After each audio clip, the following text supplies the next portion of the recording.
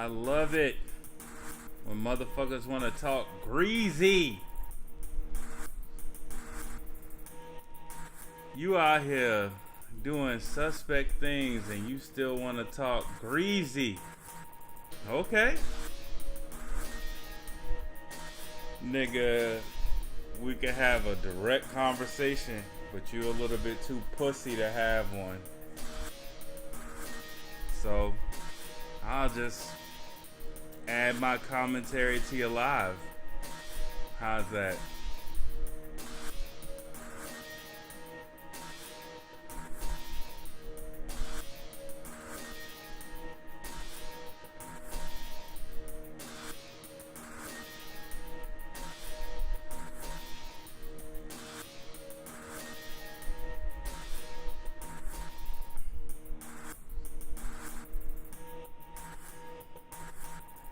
Yeah. Get this set up here. Yeah, make sure we doing our thing over there. All right, perfect.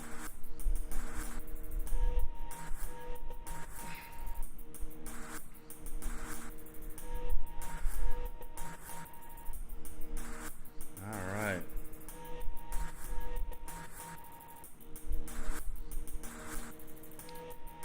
Let's get into this hack real quick. Get past this YouTube censorship.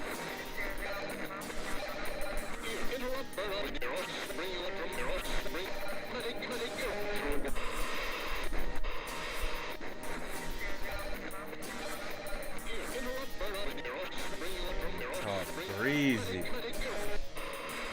Wanna talk greasy. Alright.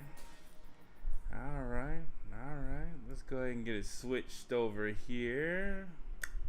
Let's get it switched over here.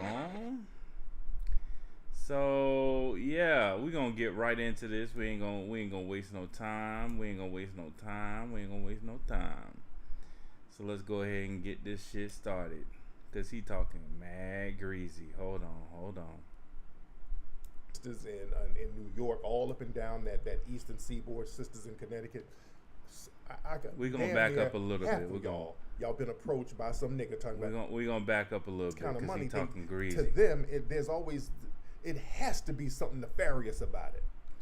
It has to be some kind of scam because that's all they know. In order to get that kind of money, all they know is scamming. So let me pause. Let me pause. So see, this is what I'm talking about. This is just a random little synchronicity, right? I told you how YouTube put on one of my DJ Akuma stuff where I was doing a remix for Lupe Fiasco. They initially put a community guideline strike based on copyrighted content that was being shown in the video. It was educational content. It was completely acceptable. When I'm in my mindset of making a beat, I was making a beat from scratch in Fruity Loops and making a video with that, right? So when I'm doing Fruity Loops beats, my mind is there. My mind is not on anything else.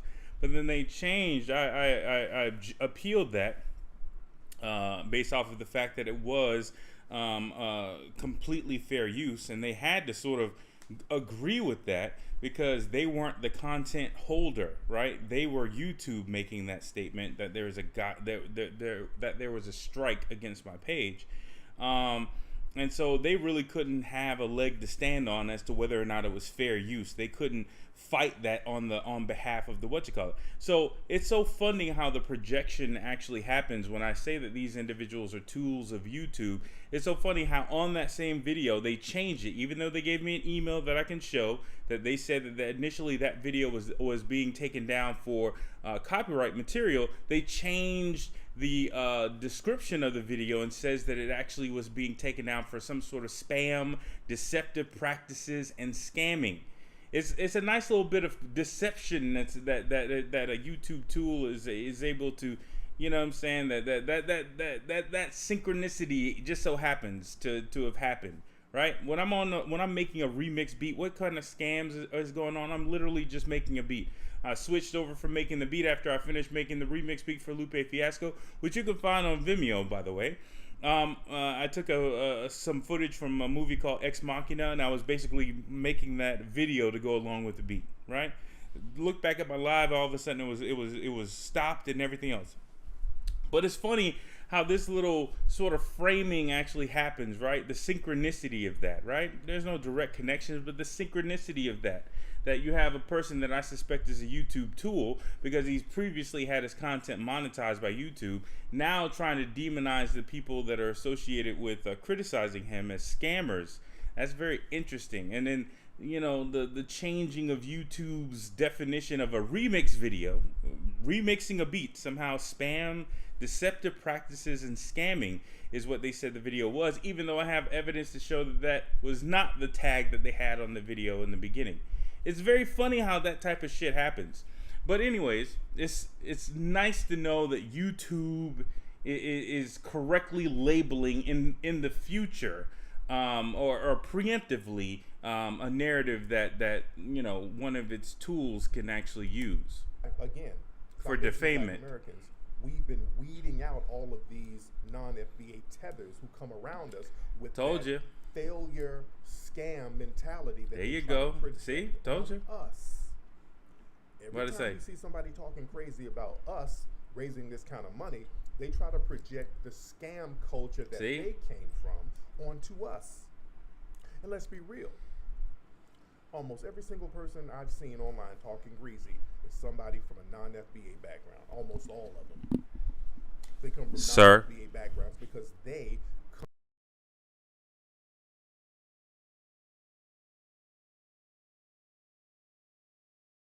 want this to be broadcast. Let me make sure there's audio. Okay, sir, I don't agree with the museum, and I'm a descendant of American slaves on both sides of my family.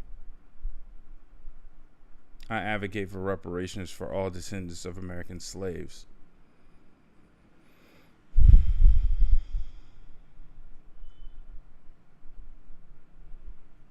I don't identify myself as an FBA because that is a trademark, some sort of little label that you have on your followers.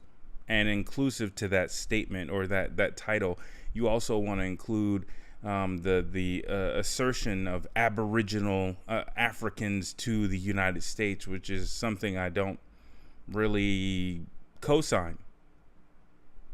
So I'm a descendant of American slaves on both sides of my family. Does that hurt your narrative? Probably not. Because you're going to keep on doing it regardless. These folks come from places, y'all better understand. They sit up and tell us we're divisive for looking out for foundational black Americans and acknowledging our lineage. But family, these folks come from places where they're so... See, none of what the fuck he's talking about has anything to do with a person from the Caribbean criticizing whether or not fundraising for a museum in the way that he's fundraising the museum is something that's suspect or not, right? That has nothing to do with anything. But what he's trying to do is he's trying to invoke a boogeyman in order for him to be able to rally the people who are closest to him, right? So he'll invoke, hey, I've already given you guys this narrative of, Caribbean Americans or, African Americans. I mean, then the actual use of the word, those people from the African continent who are now Americans, right? I've told you all the boogeyman and bad things that they're doing in conjunction with white supremacy. And now I'm going to invoke that right now with their potentially valid critiques of my museum. I'm going to invoke that again right now so that I can hopefully invalidate any of their critiques about my quasi venture so far as this museum is concerned. That doesn't gel. That doesn't go hand in hand. That doesn't go one for one, right? But he's trying to do that because he's trying to basically blanket defame anybody who is possibly giving out valid critiques of him. Damn divided where they are. They got a lot of nerve saying that we're divisive. These people be living in the same country in the same village be having different ethnic groups whooping See, each other's told you. asses over in these damn villages. See, told you. So they've mastered the art of disrespecting each other, shitting on each other because of inconsequential tribal differences that don't mean anything. And then they get over here with that same mentality. We're just another tribe that they can try to abuse and finesse on the low. They do it on the sneak. See? Watch these folks who are always talking about somebody scamming. That's a projection. That is a damn projection. It's always some of these foreign tethers talking that See? because that's all they know. See? And the sisters, I was talking about this on my live the other day. How many sisters? What is sisters? See, wait.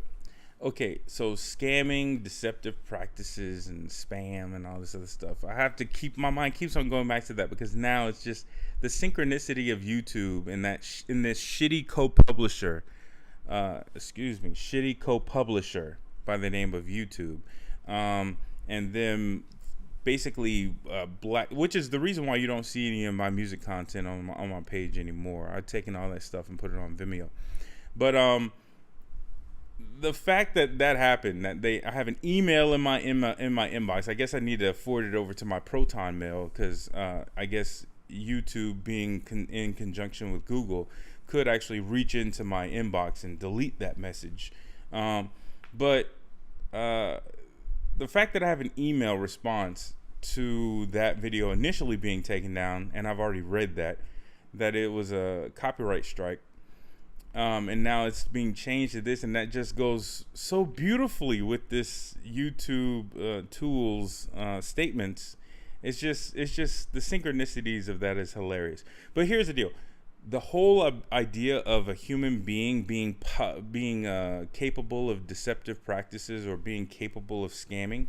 Everybody is capable of scamming, including you.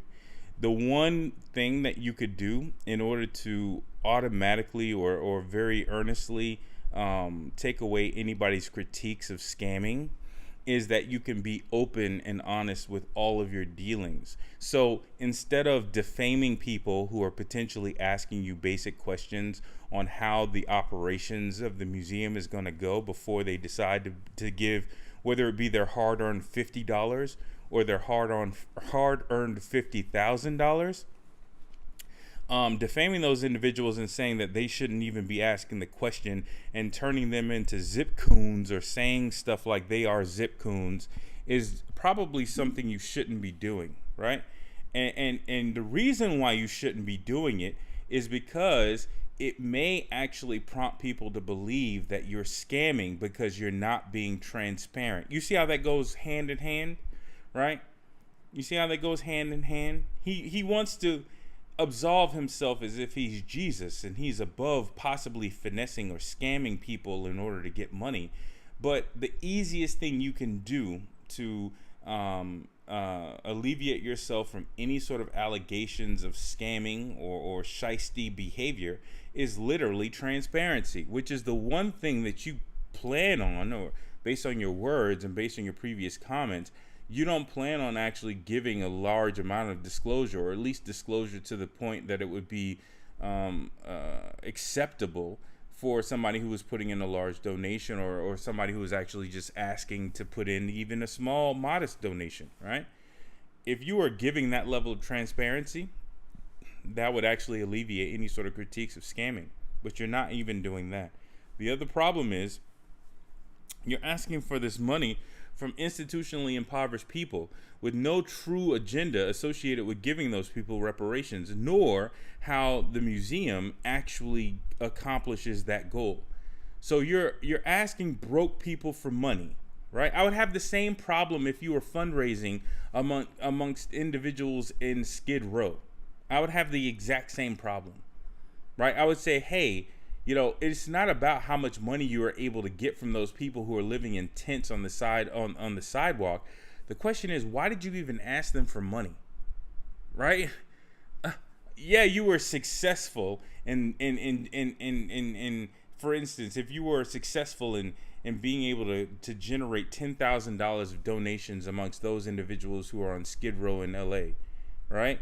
That would be very successful fundraising, especially if your goal was $10,000. But then my question would still be, why the fuck did you fundraise against people who clearly can't really afford that type of shit? All right, I don't care what you end up buying with it or what you're trying to what the narrative is of whatever you purchased. I don't even much care at that point about your level of transparency to a certain degree. Right? I don't care if you gave them all the numbers and all the whatever and all this other stuff about what you were going to do. My question is, why did you go to broke people to get money? And that's exactly what you're doing right now. That's the problem, sir. Sisters, how many of y'all have been proposed to by some African brother or Caribbean dude? He has to invoke this shit. Oh, Lord. Green card. They got that marriage scam going on. Hold on. Sisters in Miami, sisters in Atlanta, that pulpit babble.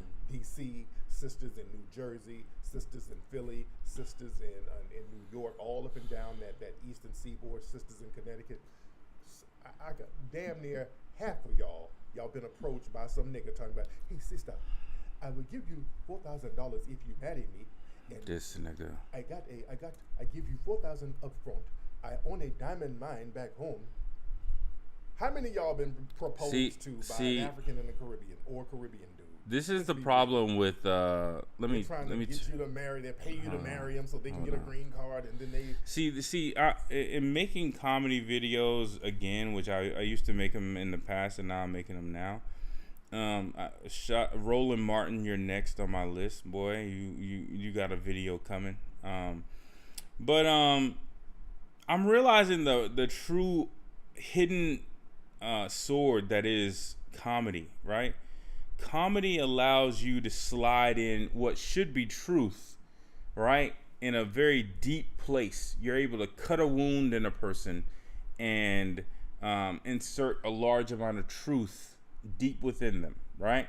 And the laughter you feel is the skill of the surgeon choosing the right spot to cut your flesh.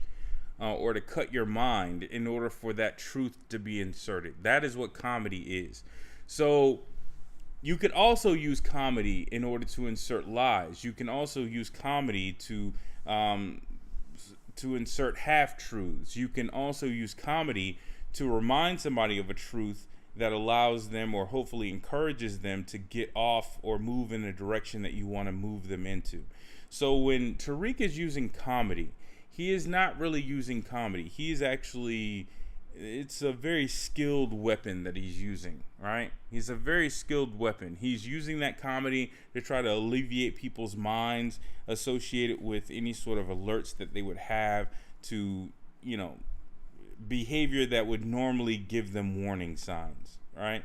So he knows what he's doing. So whenever I hear him trying to laugh and joke now, I always ask the question of, what is he trying to insert in people as he's doing these little jokes, right? That's what I always try to think to myself. They use your credit and finessed all types of shit on your credit.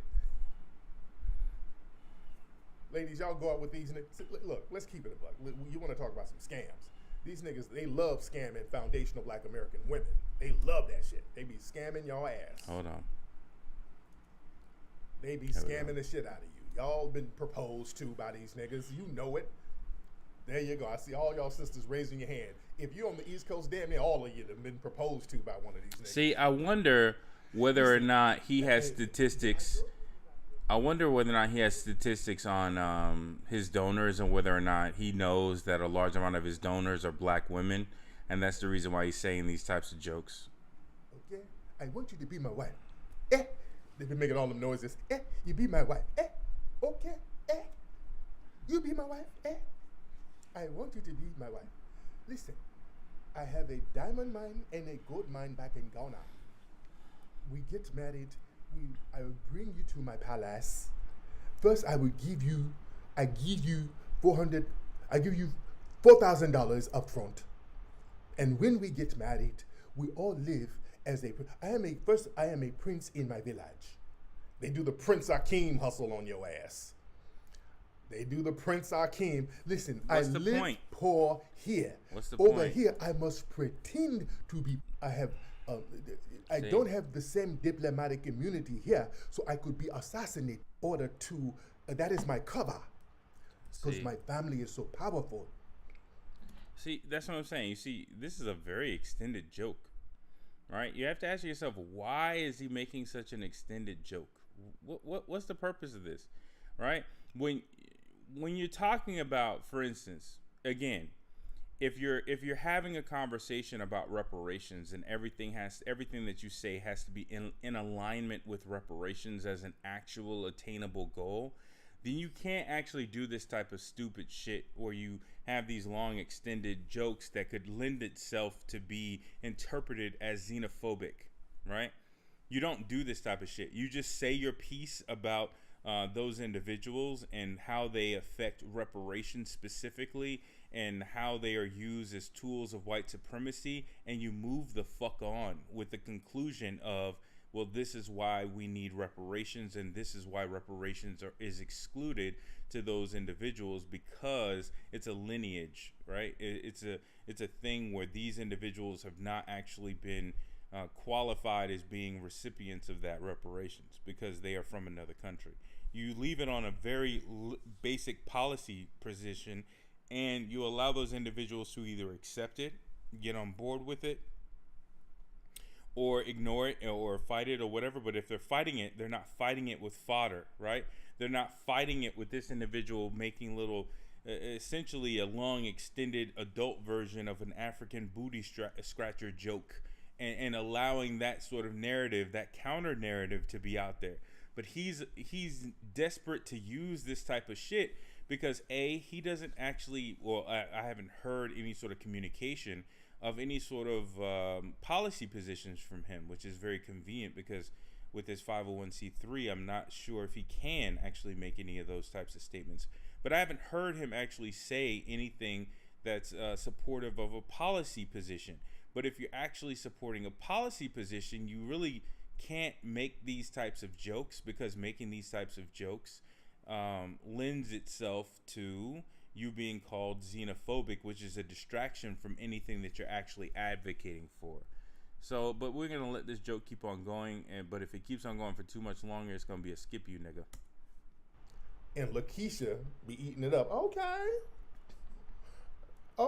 Prince, I'll marry you. Let me get them 4 stacks. What's up, Nene? Your little old goofy ass try to get them 4 stacks. You get 4 stacks from Damiano, and then he marry your ass. You get married to Damiano, and then he be like, okay, I must go home. They're distracting to the narrative of reparations. And that nigga leave for about 6-7 months. You ain't heard from him. This nigga done left. You have not heard from his ass. He done went back to Uganda somewhere. And then you get your credit report. You looking at your credit like, what the hell? Okay, it's about to be a skip you nigga. Get to a point, nigga. In the report, you call an Equifax. Okay, you still on that? The Bangay? Yeah. With his name. Yeah, things on my credit. I know. It's a very long, extended joke. Got all types of shit. Talk about, one of the things that he said as a critique of individuals who are critiquing him is that those individuals were attention seeking. Such a long joke. Could you get to a point, sir? Or are you just soaking in the laughing faces that were going on at the time of you telling that joke? This nigga done fucked your credit up.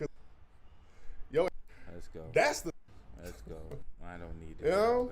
That side of the board. Yeah, there we go. Come on. They got the scam game on lock. Okay, let's go. They got the scam game on. Okay. Speaking of wives, family, I saw something where this dude's wife called the police on him, and they sicked the dog on this. No, we're not going. And the police was ready. I call her a mammy. Didn't call the police on her. Somebody's having medical. You have cowardly race soldiers who are looking for a. See, this is the game, man. This is the game he plays, right? So again, he riles up people's racism-induced generalized anxiety disorder, right? The anxiety that you get when a cop gets behind you, specifically the anxiety that you get as a black person in America, or specifically a descendant of American slaves who has the sort of genetic memory of those police officers being slave patrollers, right? The anxiety that you get when you have to deal with potentially a white person calling the police on you, or even more specifically, or even more dangerously, as a black man, a white woman calling the police on you. That type of anxiety. The anxiety that you have on your job of potentially losing your job, even though you're working, 14, 15, 16 hours a day, putting in way more time and way more effort and energy than your more highly paid white counterparts. All right? The specific anxiety that you carry with you as a descendant of American slaves throughout all of your interactions in America, right? And he keeps on bringing up these little issues, these little points, these little things, almost like, hey, remember that time when blah, blah, blah, blah, blah happens? And it's always remember a time of trauma, or introducing you to a potential trauma that you could face, right? This trauma bonding, or this type of trauma association that he constantly does is very interesting. Very interesting. It's something that once you see it, you realize, wait a minute. Okay, so you're bringing up about this issue that happened with this person, but what exactly are you doing to actually address that? Because a hidden history museum isn't going to address what the hell you're talking about. Whatever legislation that you're going to propose that's second, or that's not reparations, is only going to be a half measure that's going to possibly affect it, but really could be countered by white supremacy. White supremacy can't counter reparations unless they actually want to devalue their entire economic system, right? Unless they want to take all currencies to zero and start over. Unless they want to do a civil war again. Reparations kills white supremacy. The only thing that they could hope to do is get a secondary win by hopefully having us mismanage our money once we get it. But he's not talking about that. He's just bringing up another anecdotal potential trauma situation. And what he's doing is he's plucking the string, right, on the guitar. He's plucking the string of your anxiety. Every single time he does that, you have to keep your emotional intelligence on you when you're dealing with people like this. Black person who's already vulnerable, so that they can take advantage of them by abusing them. Okay? I didn't like what this sister did. She called the cops on her dude, saying he was having a mental breakdown, and the cops came and sicked a canine on the brother, and the cop came. I want y'all to listen how these dirty, cowardly race soldiers get to talking, trying to justify harming the brother. He jumped out the car looking for ways to justify harming the brother. What's the point of bringing this up if you actually don't plan on doing anything about it? But listen, look at this. I want y'all to see how these race soldiers operate. And look at the little code words they use. Hold on. How's it going, man? What? We're just here to make sure everything's okay. 461 stepping up. He's being disorderly. Okay, right there. So he jumps out the car ready. Now, let's be clear. This black man didn't do anything wrong. He's standing in his own driveway. He didn't do anything wrong. His wife said that he's kind of having a mental kind of breakdown or whatever, and the cop kept trying to find some type of criminal activity. He didn't abuse nobody. He didn't beat his wife up or anything. He was just kind of flipping out a little bit because he was having a mental breakdown. She didn't know if it was drugs. See how empathy is working hit nobody. on this? He's literally just standing in his driveway, but look at the race soldier. He's being disorderly. Watch the words now. See how, even if I'm telling you that that's what's going on by him bringing this up, you realize that you can't really stop your empathetic nervous system going into sort of how I would feel in that situation. You can't really stop your emotions. This is why I'm talking about emotional intelligence when you're dealing with somebody who is trying to play games with your trauma, right? In order to induce you to do things like, I don't know, possibly donate, right? So at the end of the day, like, he's bringing this up. He's bringing up this example, but he's in Turkey. Put everything in framing. He's in Turkey. When he comes back to the U.S., he's not going to be living in a neighborhood that's not gated. He's not going to be living in a neighborhood where the police don't have to check in with the guard gate in order to be let into the community in the first place, right? He lives in a very well-established community, right? Very well-established community, right? He doesn't have to deal with the same issues of interactions with police officers, right? And I'm not talking about the potential credentialization of his previous past with that random situation that occurred, right? That could have been manufactured as a means of credentializing him into the black community, right? I'm talking about on a day-to-day basis. I'm talking about on a day-to-day basis, right? He doesn't have to deal with that. He's in Turkey right now, having gone to Dubai and the Maldives before that. He's in Constantinople right now, renamed Istanbul. He is there now. So why is he bringing this up? He's bringing this up because the people in the chat and everybody else there, it plucks their empathetic nervous system. It plucks their putting themselves in that situation, and all of a sudden that racially induced generalizing anxiety disorder starts tinging. Let's see if I'm wrong. If I'm wrong, he will not reference the Hidden History Museum as a solution for whatever problem he's referencing here, if that's the case. All right, so hopefully I'm wrong. Little keywords here. Watch the words that they use. Hold on one second. Hey, just calm down, man. It's okay. We're just here to help out. Nobody called you. Who called? We're just here to help out. Yeah. Here come this mammy. Okay, so my son calls. I think he got scared. I don't know if he took anything or something, but he's not his normal self, and he's like breathing hard and. Sir, just stay back there, okay? I do have a canine, sir. If you come up on me, he's gonna bite you, okay? Okay? I'm just letting you know. It hurts, okay? So just stay back there. So, I just got on the phone with the lady that he was talking to. Stay back there, I sir. told her. Does he normally take anything? No, so I don't know what.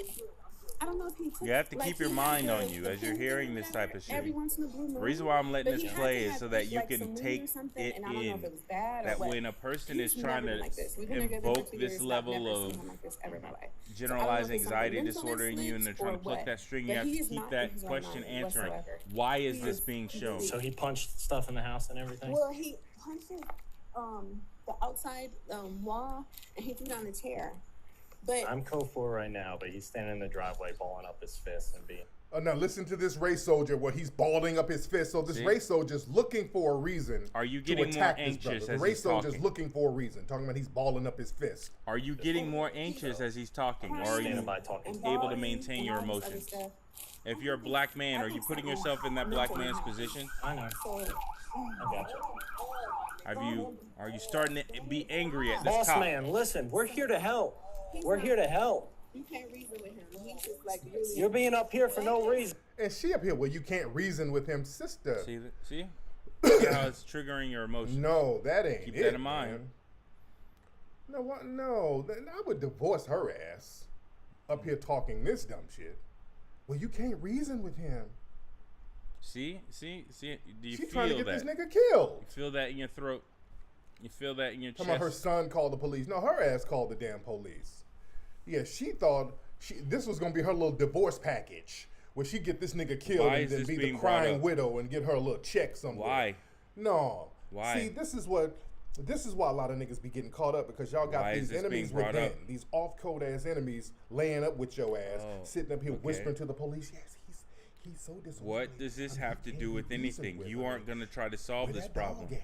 I mean, You're shit. bringing up the problem, but dog you're in not the trying to car solve now? it. So what's the point of bringing up the problem? She's trying to get her little old insurance policy payout.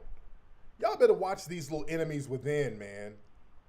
That's some real foul shit she's doing. Or it could That's be that real he- foul. that- Up here kind of whispering to the wait, cop. wait. Or it could be that he is actually suffering from a mental breakdown, and that she is trying legitimately to reach out to police for help, but those police officers are trained, modern slave patrollers, and therefore when they see a black man, they're on autopilot to either try to kill that individual, or to maim that individual, or to bring that individual to a prison cell all jacked up. And that's what they are focused on doing, right? But maybe she has nothing to do with it. Maybe she's legitimately trying to get him help. But unfortunately, police officers are the first people that are going to respond to respond to the scene, because when you dial 911, they're not going to send you out emergency mental health professionals. They're going to send you out armed slave patrollers. But again, why is he bringing this up? Because it does not have a solution for this. How disorderly she knows what she's saying, and the race soldier knows what she's saying too. The race soldier understands what he's picking up on it, like, oh, cool, she's giving me the code words I need to get busy on this nigga. Okay? Hold on, let me play the rest of this. Yeah, that ain't cool at all. Stop.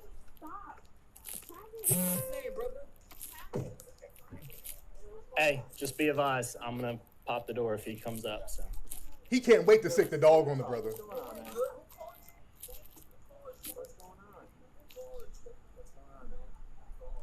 hey, ma'am, can you come here? So we're here now. We have to deal with it. We want to try to de-escalate, which is not happening, but we have. Okay, whoa. Yeah, we want to yeah, the de-escalation ain't happening. Monitor. This cop has not tried to de-escalate nothing. Of checking your emotional this cop intelligence has not tried to de-escalate a damn thing. All he did was just keep threatening the hey, I got a dog now. Disassociate yourself from the story and ask yourself, why is he bringing this up? Race soldier has not tried to de-escalate a damn thing. Don't get emotionally triggered by the story. Ask yourself, why is Tariq Nasheed bringing this up? And dog happy. He can't wait to unleash this dog on this brother. Hold on one second.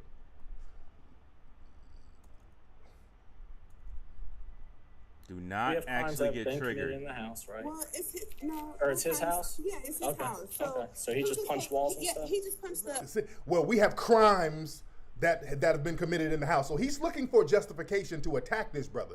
So look at how these race soldiers talk. That's why y'all better pick up on their little code words. So we have crimes that's been committed in the house, right? We have crimes, right? Because if he committed a crime, that gives me justification to start abusing this brother. Outside mental here, but I don't know if it's a mix of alcohol and something else, but. Hey, I'm gonna get the dog out. Ma'am, go stand by your front door. Okay. I mean, he can't wait to get this damn dog. Okay, I'm just gonna get the dog. Which is what he's been wanting to do the minute he pulled up. He's been wanting to sick this dog on this brother the minute he pulled up. Check your anger. I'm going to say it again. This is a very good example. Always check your anger. Always check your emotions when you're dealing with somebody. Always try to get your situational awareness in place. Don't just sit up here and say like, oh, well, Tariq Nasheed is doing a great job because he's exposing this type of goings on. He's letting me know about this. You could have found this information, right? If you were looking for this information, you could have found this information. Tariq Nasheed found this information. If you were looking for this incident that occurred, you could have found it. The question is not whether it's wrong or right that this occurred. That is a separate thing. You need to zoom out from this situation.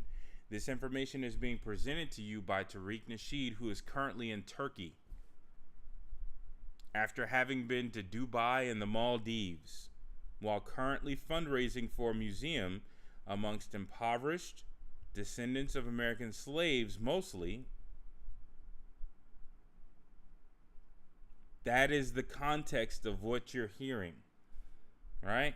So what is the purpose of Tariq Nasheed giving you this information? Don't get triggered by your emotions. Don't let your emotions be triggered in this situation. Don't let your thoughts of your ex-wife and, oh my God, that's a horrible wife in that situation. Oh my God, that's a police officer's horribly bad. And yeah, it may be. And that may be something that you can handle in a different situation, in a different scenario. When you click on the video and you watch it and you formulate your own opinion on it, if that's what you want to do. The question still on the table is, why is Tariq Nasheed displaying this video to you right now? Right? That's the question. Don't get so angry. Don't get so upset. Calm down. Don't let your generalized anxiety disorder or your racism-induced generalized anxiety disorder, which is what is being triggered here, get so out of whack that you think to yourself, well, he must be a freedom fighter. He's putting this information out and blah, blah, blah, blah, blah. It's a Google search. He isn't the primary source of this information. He did not go to the police office and actually get this body cam. He's not in contact with the attorney for the victim in this matter. They're not having an interview associated with this matter. This is readily and publicly available. The question that you should be asking yourself is, why is Tariq Nasheed displaying this information to you? That's all he wanted to do.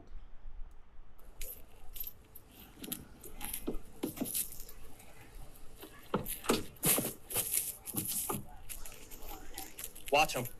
Watch him. Watch him. Watch him, Aries. Watch him. Watch him. Dude, what's going on? Talk to us, man. 461, just be advised, K9's deployed. Now remember, this is a mental ill case right here. He gonna get the damn dog. Don't get off topic. We're not talking about this incident. We're talking about Tariq Can y'all come Nasheed. either go over here? Hey, sir, I need you to come over here and talk to me. Sir. Sir, you can't get on. Sir, come talk to us. Come here. Come here. Get on the ground. Get on the ground. Get on the ground. Get on the ground. Don't fight with us or the dog will fight you. Don't fight with us, the dog will fight you. No, don't touch me. Don't touch me. Don't touch me. It's okay. It's okay. It's okay. Called you, brother. Who called you? Brother, who called you? Hold on.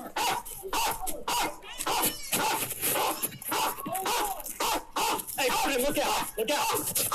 Get him, Mary. Get him. Pocket. No. Loose. Hold on. Ow. Get on the ground. Put your hand behind your back. Put your hand behind your back. Ow. Get this dog off of me. Ow. Now the brother's basically handcuffed. He's already subdued. Ow! Don't let this get you. Ow! Get this dog off of me, sir! Ow, brother! Get this dog off of me! Ow! Get this dog off of me! Ow! I'm letting this play for a reason. Get this dog off of me, easily skip. please! Get this dog off of me, sir. I Don't let your anxiety be triggered by Get this this shit. dog off of me! Please! Please get this dog off of me! Please get this dog off of me! Ow! Please get this dog off of me! Brother, please get this dog off of me! Don't let your Please anxiety get be this dog off triggered. of me! Please! Don't let your anxiety be triggered. Now listen to this. Listen to this. Come here, go boy. Hey, come here. Come here, Ace. Hey.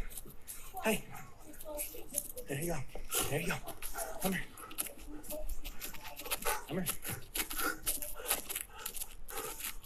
Don't let your anxiety be triggered. Good boy. Come here.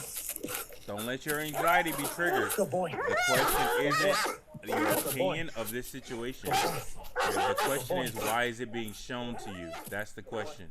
Why is it being shown to you? This motherfucker be talking about good boy. Well, these race soldiers, some of the most cowardly pieces of shit ever, dude. So the guy's having a mental breakdown, and he's gonna sick the damn dog on somebody having a mental breakdown. That's not the question on the table. The You question is, understand? why did you show it? So y'all better start getting serious about what's going on with these dirty race soldiers out here. Okay. That was completely unnecessary and disgusting. And What then was the people point? wants to feel sympathy when folks are bussing on these folks. There's a cop Whoa. that got killed out there in Chicago, and they're trying to garner sympathy. Wow. It's hard to garner sympathy when Wow. you have shit like this. When you sit up and allow Wow. and enable stuff like this, people don't really have sympathy. You like saw that. it just got wait, pause, nigga. Yeah? Pause. You saw it just got slid in there, right? Oh, well then you want to have sympathy when people start busting on cops. See, here's the deal. Black people do not have to win any sort of military or any sort of physical altercation with the government in any way, shape, fashion, or form. The government lost their ability to actually employ any sort of military solutions against black people in America in the 1960s. They lost that ability, right?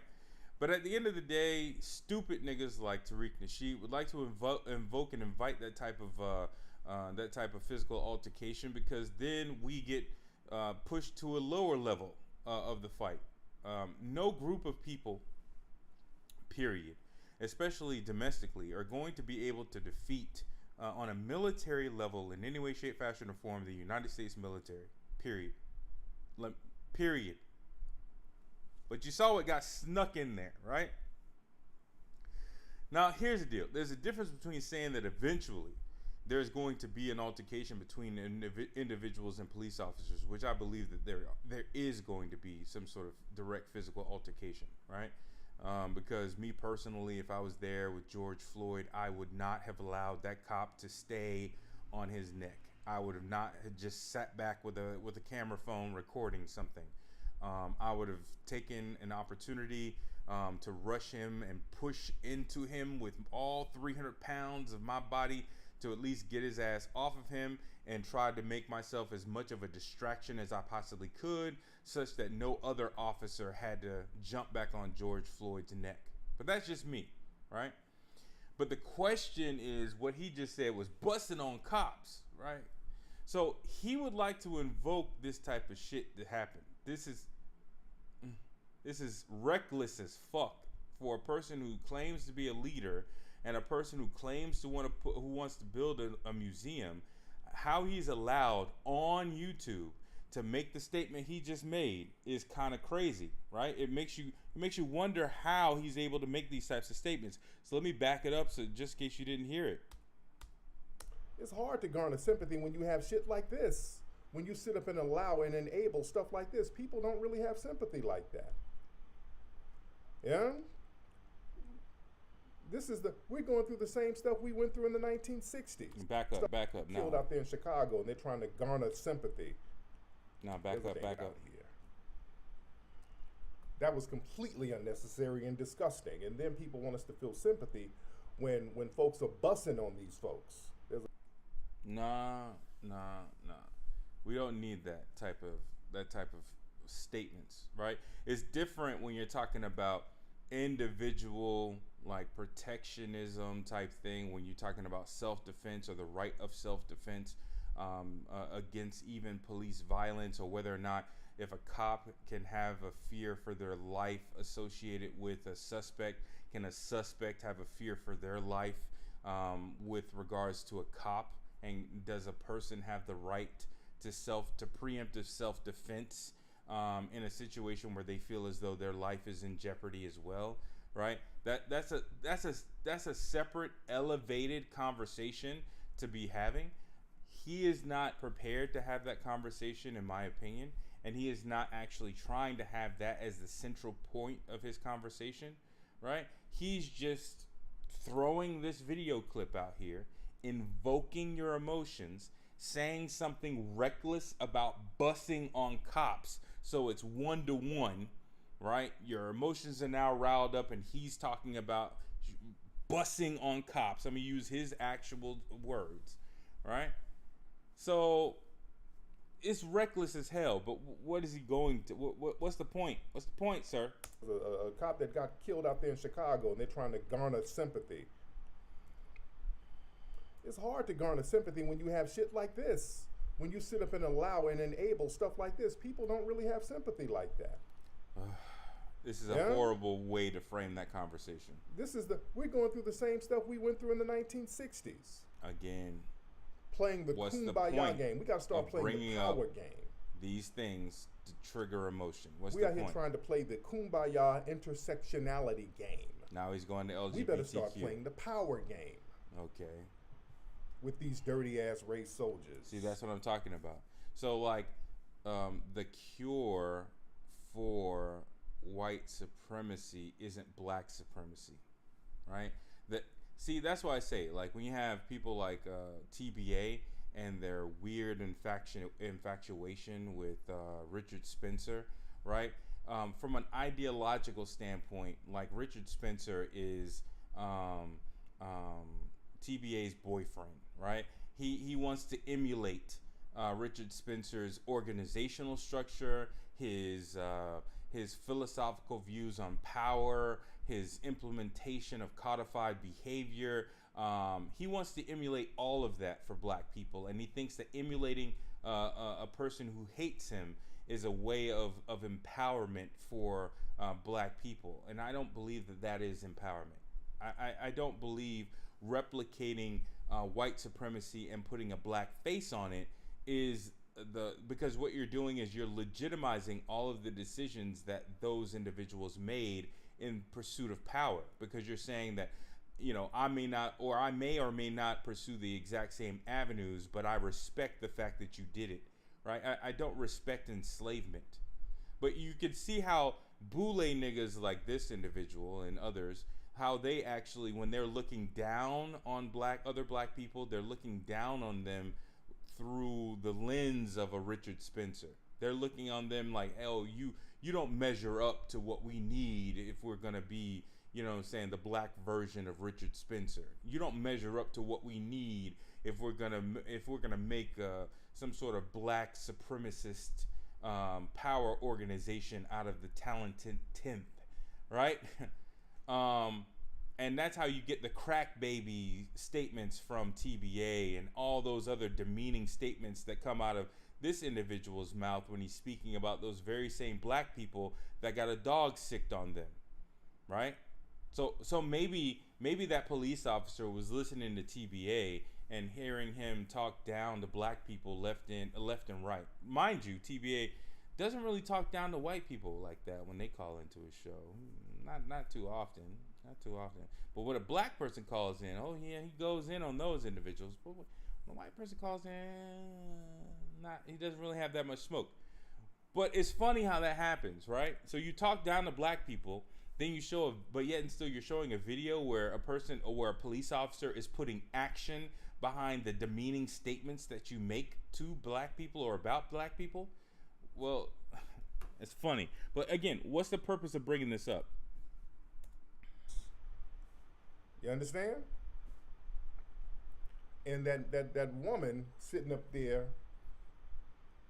telling the police he's having a mentally breakdown. He's triggering behavior. Reason with y'all, but I would divorce her ass. Triggering behavior. I would divorce her tomorrow for pulling that type of shit. That little passive aggressive nonsense. Triggering behavior. You understand? But the thing, it's getting real out here. See, we got to start getting on code in the household. We got to start getting on code in the community. We have to start getting on code with everything that we do, because everybody's on code against us. There's a new talking point that I want y'all to start looking out for, by the way, speaking of code. Oh, wait, pause. So you see that, right? You see that, right? So he brought up this clip, riled up everybody's emotions, had no real point to make other than this justifies people busting on cops, and then says that the wife should be divorced, right? Another broken home, right? Single parent home or broken home. We'll just leave it at that because I don't know the age of any children that may or may not be involved, right? So another broken home, right? And then he's quickly moving on to another subject. So what was the point of bringing all that shit up? What was the point of showing that clip? If what you're going to do is then try to incite people to shoot cops and then turn around and try to invoke the individual involved to divorce their wife when you don't really have all the information and now you're just moving on, what was the point? And their Negro minions. A new talking point that they're using, and I've heard it. I mean, I'm hearing it recently. So this month, when you hear talking points over and over again, a certain talking point, understand that it's coming from a centralized. Oh location. Wow, this is funny. Okay? This is weird projection going on. And we have pointed out the racism within the white LGBT community. Okay. And I've stood 10 toes down on that. Okay. Try to sit up and call us homophobic and all that shit don't bother me. We're going to call out your racism. Okay, now you switched over to another thing immediately. Okay. Heavy. The movie Buck Breaking did a very thorough. Glad I didn't buy that fucking film. Go ahead. Racism. There's centuries of racism against black people. Now, this is a guy right here named, let me show y'all this guy. This guy is a big-time Democratic strategist, Dylan Burns. Point. Okay, he was like, tomorrow we're going to be reviewing Tariq's new homophobic movie, Buck Breaking. Okay. Your movie sucks. What does this have to do with this So museum? guy, Dylan, is what I want to know. He's a political consultant, city board member, so he's clicked in heavy with the Democrats. He's a political consultant. Point. The Democrats and the white LGBT community. Okay, so they're still butthurt and mad because Buck Breaking exposed the anti-black racism from the white LGBT community, and I stand 10 toes on it because everything we said in the movie is the damn truth. Everything we said in that movie is the truth. Everything. They can try to make up a false narrative about it all they want to. The white supremacists, they've been salty about this movie, and the only thing they can do is reduce themselves to trolling because they cannot debunk anything from the movie. What is the point? Meticulous about detailing the history of anti-black racism from white LGBT people. Okay, what's the point? Meticulous about it, and we broke it all down. 2 hours of them getting that damn work. And one thing I'm noticing. Wait, let me pause. Anybody in the chat or anybody who's actually listening to this, did anybody actually buy Buck Breaking or watch that film? What was the point of the film? Because I didn't buy it, so I don't want to speak from a position of ignorance.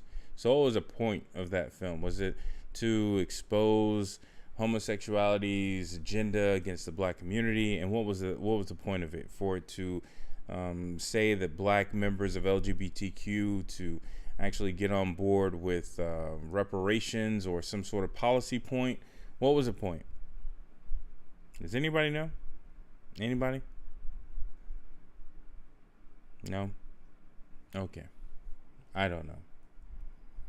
Now, because see, when the white LGBT people try to step up, their racism gets called out. So what they do, they get their Negro minions out here, and their Negro minions are spreading this baby, I agree. Point that homophobia is an offshoot of white supremacy. That's a weird talking point. I want y'all to realize you're going to start seeing that talking point a lot. That homophobia is born out of white supremacy. That's a talking point that doesn't really mean anything, but the reason why they use that talking point is so that whenever we talk about white supremacy, they can try to make homophobia comparative. That's why they're attacking the rapper The Baby. That's why they're... I don't give a flying fuck about this rapper The Baby. I don't give one flying fuck about this individual. Okay? This low this low, the bottom of the gutter of our culture. Get the this nigga is like, I hope he's getting a public relations check from The Baby's management team. I hope they're paying for his round the world adventures and escapades. I hope they're paying something, because this nigga is gargling at this point. He's trying to fit both of them inside and stick his tongue out at the same damn time. That is what he's doing with The Baby. This is fucking ridiculous. Who cares about this individual? Who cares? The fuck? Attacking the rapper The Baby. They skip, nigga. To systematic white supremacy. So if we talk about white supremacy, let's have a deflection where we can talk about how homophobic black people are. Okay. The point? Yeah. The point. What's the point, nigga? So point. They're getting their talking points together because there's such a pushback that black people are having. And we should do what? The white supremacists, especially in the white LGBT. And we could solve this how? Because see, they think they've gotten a pass by saying that they're a marginalized group. And this is happening. Why? They get all of the civil rights gains that black people have struggled for. So they've played themselves as a marginalized group. So if black folks say anything about them, well, they're going to attack black people for violating their civil rights. Get to a point. The white LGBT community, they've always benefited from white supremacy and the violation of our civil rights and human rights. Okay. We have to stop being afraid to call these people out. And you're going to do that in your Hidden History Museum? Is that the reason why you're bringing this up? Being afraid to call them out. This is why I was so disappointed in so many black folks bowing down to the white LGBT community with that whole thing going on with the baby. And I understand. Fuck the baby. A lot of these Negroes work for these white corporate entities. So when you work for these corporate entities, you got to tap dance. It's like a plantation. If you're on the plantation, you got to start bucking them eyes and you got to dance when masters say dance. Get to a point. Get to a point, nigga. I'm going to start skipping. For us to start getting off these plantations. You better get to a motherfucking point, nigga. That we need to own and control. This is why us getting this museum and us raising So it all goes back to the museum. The dog being sicked on the person, the LGBTQ with the low-key cross-promotion of his recent film Buck Breaking, and the significance of why you should buy it, all ties into the Hidden History Museum. How exactly the fuck are you planning on doing any of that? I don't remember there being a section about the LGBTQ community in your Hidden History Museum. Nor have you defined a fight, to use a term from Irami Osei Frumpa. Nor have you defined a fight specifically when it comes down to the LGBTQ community. What exactly do you want as an end goal of this exposition of those individuals? Yes, great. You've said that those individuals are doing X, Y, Z. What exactly is your purpose, other than selling films? It seems like you would want them to do or keep on doing this type of behavior because it'll generate more information or more demand for Buck Breaking 2, right? So all of this shit he did, I kept on telling you, kept on pausing, kept on saying, hey, keep your emotions together, keep your empathy together. Your empathetic system is probably going to be triggered by this type of shit. You know what I'm saying? You're going to put yourself in the place of the guy being bit by the dog. You're going to feel like you're going to have hatred for this cop and this, that, and the third, right? Then he switches over to the LGBTQ, another little piece of red meat. And then he ends with Hidden History Museum. So far, that's why that has been seen as... It's almost like what I said, that he's triggering your racism-induced... Oh, well, you know what? I'm going to pull that up in the background. You know what? Where did I say that? You know, we're gonna do it live. We're gonna do it fucking live. Let's see.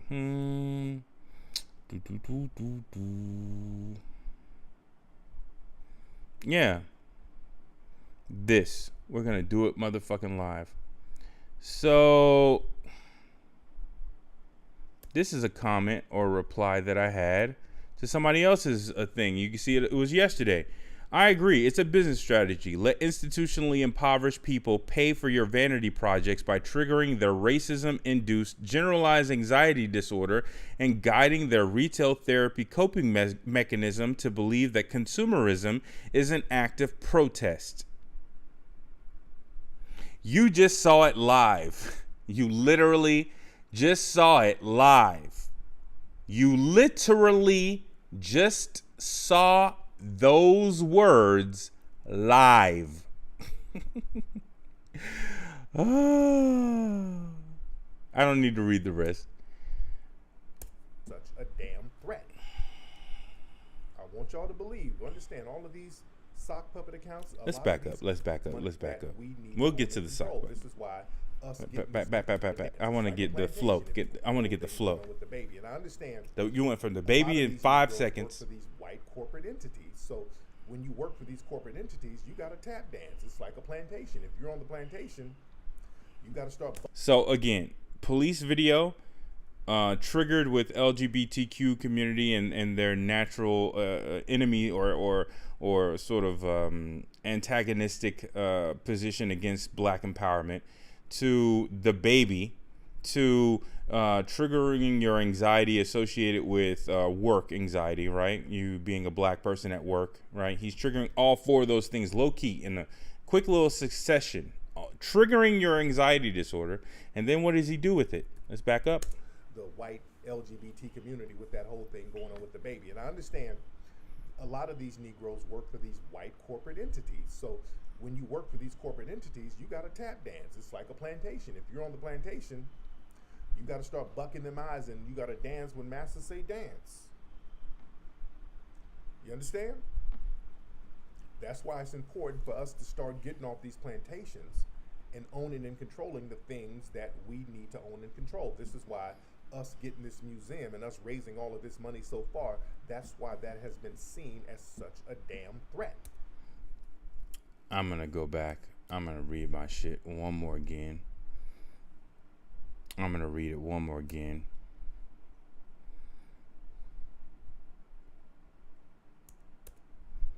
I agree. It's a business strategy. Let institutionally impoverished people pay for your vanity projects by triggering their racism-induced generalized anxiety disorder and guiding their retail therapy coping mechanism, the same coping mechanism that has women buying weave, that has dudes buying clothes and cars to try to impress those women, to try to do all the things that we spend our money on that really shouldn't be spent on. We're actually using or spending that money because it's a coping mechanism for our generalized anxiety disorder.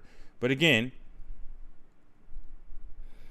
by triggering their racism-induced generalized anxiety disorder and guiding their retail therapy coping mechanism to believe consumerism is an act of protest. That's exactly what the fuck he just did. I guess he woke up too early to have read this, but that's exactly what he just did. Right? He doesn't have a solution for any of those things. He doesn't have a solution for police violence and brutality. He doesn't have a solution for a wife dealing with a black man's mental health issues. He doesn't have a solution for the LGBTQ community being distracting tools of white supremacy in our goals or in our pursuit of black empowerment. He doesn't have a solution for any of these shit. He does have a solution for the baby. Just keep on supporting him. I would show a video on YouTube of the baby, but unfortunately, the one I just saw, the last video I just saw, was so disgusting. It really should have been on. X videos. I think artistically, which is bad to say, I think artistically it would have been better for him to put it on X videos or Pornhub, because then he could have actually just fully committed to the direction he had for the video, as opposed to just trying to censor it like he eventually ended up doing in order to be able to place it on YouTube. But this is the individual that Tariq Nasheed, I hope, is getting paid for. I hope the baby staff is cutting Tariq Nasheed a check and plan on cutting him the remainder of any money he needs for a museum in exchange for the gratuitous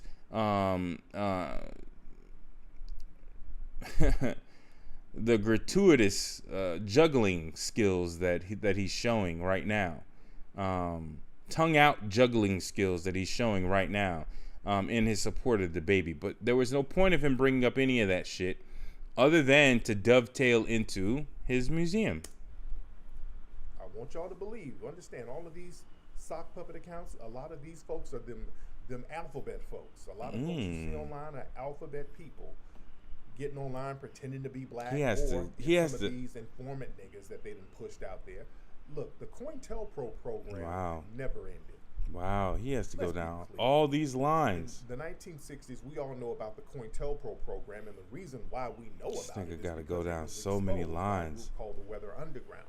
They exposed it and then gave the documents. They took some documents. It's a bit of projection too. To some media outlets, and they exposed the COINTELPRO. Because this nigga is online talking about busting on cops. I don't know how he's not been investigated in any way, shape, fashion, or form.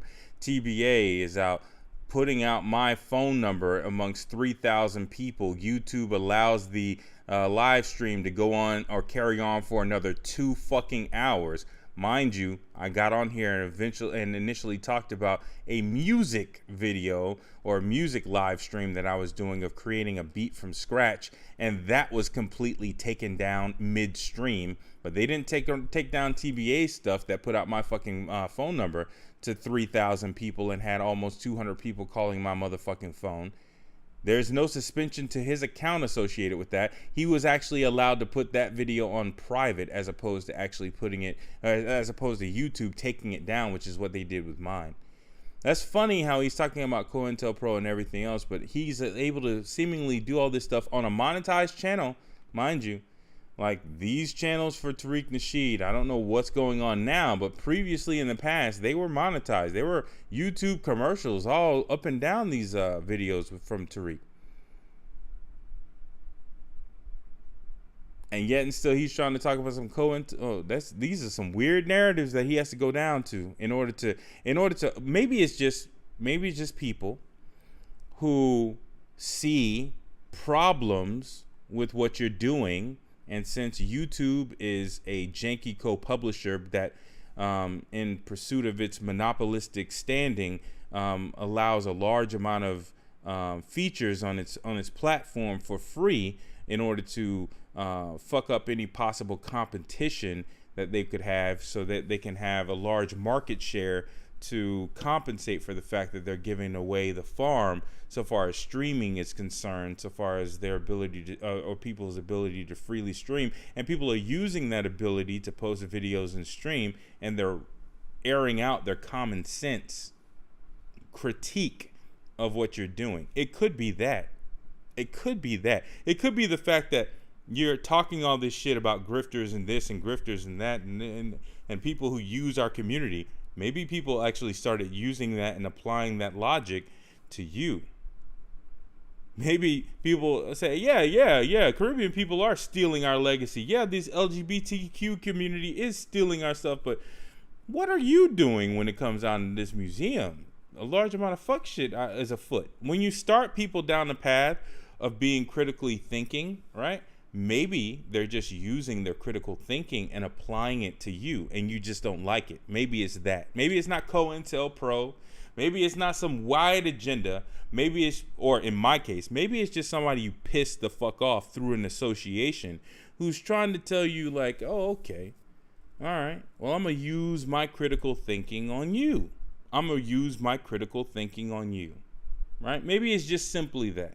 And maybe because you decided to get on your live stream and call everybody who is potentially, you pantomimed a person who is potentially giving you $100,000 and said just because they were asking you questions, they could be categorized as a zip coon. So if I have $100,000 to give you right now and I want to have some questions answered, in your mind, I'm a zip coon. Maybe people are processing all of that and thinking to themselves, well, that don't sound right. If I had a project and I had a person coming up to me with $100,000, 1/10 of what I was asking for, I wouldn't be treating them like shit. I wouldn't be calling them a zip coon. I wouldn't be telling them that they shouldn't ask any questions, right? I wouldn't be doing that. What's going on here? It could just simply be that. It could just simply be that people see problems and they're airing them out on the janky co-publisher named YouTube because it's free for them to do so. Maybe it's that. Whether underground, they exposed it and then gave the documents. They took some documents and gave the documents to some media outlets, and they exposed the COINTELPRO program. And the COINTELPRO program was basically oh Lord, the FBI and the government. He's going down so many. A secret war against black society. This was in the 60s. So he's trying to imply that that's 60s, happening with him. This document revealed that every single black organization had been infiltrated and they were being monitored almost 24/7. So conspiratorial thinking is the only thing that can save him. Wow, that's a desperation move. Infiltrating them and undermining them. Tariq, you don't have to do all this, sir. You could just expose the inner workings of your nonprofit. You're going down You're trying to indoctrinate your now remaining FBA groups into cult-like status, where they basically have to believe that everybody is somehow COINTELPRO. If they dare criticize Tariq Nasheed with common sense, right? With common fucking sense. Oh, they must be COINTELPRO. They must be this, that, and the third. Blah, blah, blah, blah, blah. This is like cult behavior. All right, I could show another clip where he was just talking about something about your family. How about you need to get away from your family if your family blah blah blah blah blah. This is turning a little cultish to me. All this verbiage is turning a little cultish to me. Maybe you're just getting adequate critique, and maybe the easiest way for you to deal with that critique is, number one, in my book, for me, you're gonna have to get on board with a political strategy toward reparations. But so far as the nonprofit is concerned, maybe you just need to open up your books. Maybe you just need to be transparent about what you're doing, why you're doing it. Maybe you need a question and answer session and go ahead and go down the full list of what you're going to be doing with the thing. But you're trying to now indoctrinate FBA people. You're like pulling the emergency cord and basically trying to tell them a whole bunch of cult babble now. You switch from pimp babble to now you're switching to cult babble. Cut off your friends and family. If they saying something bad about me, they might be COINTELPRO. Bitch, maybe you just... Non-stop in the 1960s. Do you think they stopped doing that? This nigga. Do you think they actually... This is what they were doing in the 60s when This they had nigga. limited technology. Family, with the technology that they have now, do you think they stopped? This nigga. No. They're still doing things to undermine us, to infiltrate us. us. Anytime we want to make Nigga, progress, ain't no they us. come in and try to undermine our progress. We're dealing with, man, somebody said it best Our in the room, nigga, the sweet what? of them. Man, we're dealing with COINTELPRO on steroids right now. This nigga. Look, in your neighborhoods, do y'all know how many niggas are working for the FBI? This nigga is going in on this shit. How many of your friends or possibly your relatives are working See, for the see, FBI see, right see, now? see, this is cult babble. This is cult babble. This is cult babble. Damn, I swear I didn't skip. Y'all been in the lab the whole entire time. There's no way in hell. This is cult babble. The fuck are you talking about? Now he's trying to separate yourself from your friend. This nigga, stop. Maybe people just have legitimate. This is the signs of narcissism. Like, we need to have another. I need to have another video because I'm very experienced with dealing with, particularly in my case, a covert narcissist. But there needs to be a very, and let me pause. Period, because it does link back to black empowerment. Because I always talk about the Willie Lynch letter, The Nigger Marriage. If you haven't read that, you should. It's a predictor of what you're going to be dealing with when you're trying to formulate a black family. But my thoughts on childhood or children dating, which I'm not going to go there. A little situation happened personally in my life over the weekend that got magically resolved with my niece. But anyways, I think that children who date, the qualifier should be, can they identify a narcissist? Can they identify narcissism? Can they identify narcissism as a borderline personality disorder? Can they identify the signs of narcissism, right? Can they identify what types of relationships, the idealization phase, the discard, right? That sort of thing. The idealization, devaluation, and discard phase. Like, do they understand what it deals like, or how it appears as parenting figures when you have like a golden child versus a scapegoat, that sort of a thing. Like, can they dissect a narcissist? If you can dissect a narcissist, you are prepared for a boyfriend and girlfriend relationship, right? You clearly are not ever going to be fully prepared for it without experience, but you get the ability to at least engage in the experience of having a boyfriend and girlfriend in my book, if you can define narcissism and define that as a toxic relationship. But like this individual, like, dude, maybe people just have legitimate criticisms of you.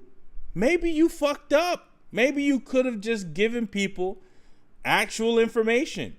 Or maybe you could have had a companion political strategy that a museum is in alignment with, right? Maybe. But you're going down the line of basically telling people, you are literally telling people, hey, you know that family member who's saying that my museum maybe not be on the may not be on the up and up.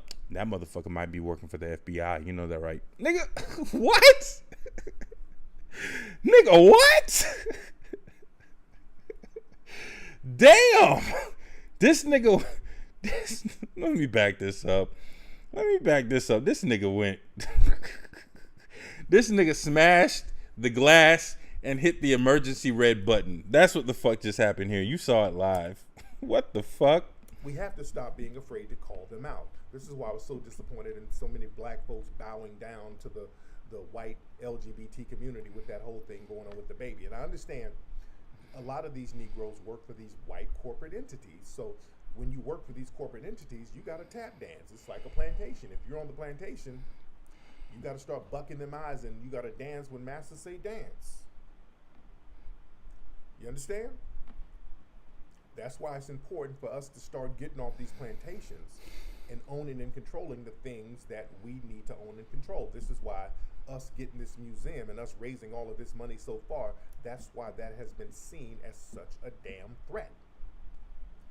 I want y'all to believe, understand, all of these sock puppet accounts, a lot of these folks are them alphabet folks. A lot of folks you see online are alphabet people getting online pretending to be black, or it's some of these informant niggas that they done pushed out there. Look, the COINTELPRO program never ended. Let's be clear. In the 1960s, we all know about the COINTELPRO program, and the reason why we know about it is because it was exposed by a group called the Weather Underground. This nigga went straight. They took some documents and gave the documents to some media. This nigga went straight X-Files smoking man. And the COINTELPRO program was damn. The FBI and the government waging a secret war damn. against black society. This was in the 60s. In the 60s, this document revealed that every single black organization had been infiltrated and they were being monitored almost 24/7. They were monitoring black people and black organizations. You see, wait. There's another non-funny element of this. There's a non-funny element of this. There's a non-joke. I'm laughing a little bit, but then I just thought about something. So COINTELPRO also had a history of assassination, of assassinating people within those organizations. It wasn't just monitoring. It wasn't benign. It wasn't non-violent in the situation. It wasn't just an intelligence gathering operation. They actually had, as a component of that, targeted assassinations within those organizations. So when he basically says that, or alludes to the fact that, or to the assertion that your family members who may be critical of me or may be critical of what we're doing here, they may be COINTELPRO. He's actually invoking the thought that those individuals may not just simply be a threat to the organization, but may be a threat to the person who he's telling this to their life, right? He's doing more than just putting a seed in a person's mind of possible second thoughts or questioning your intent.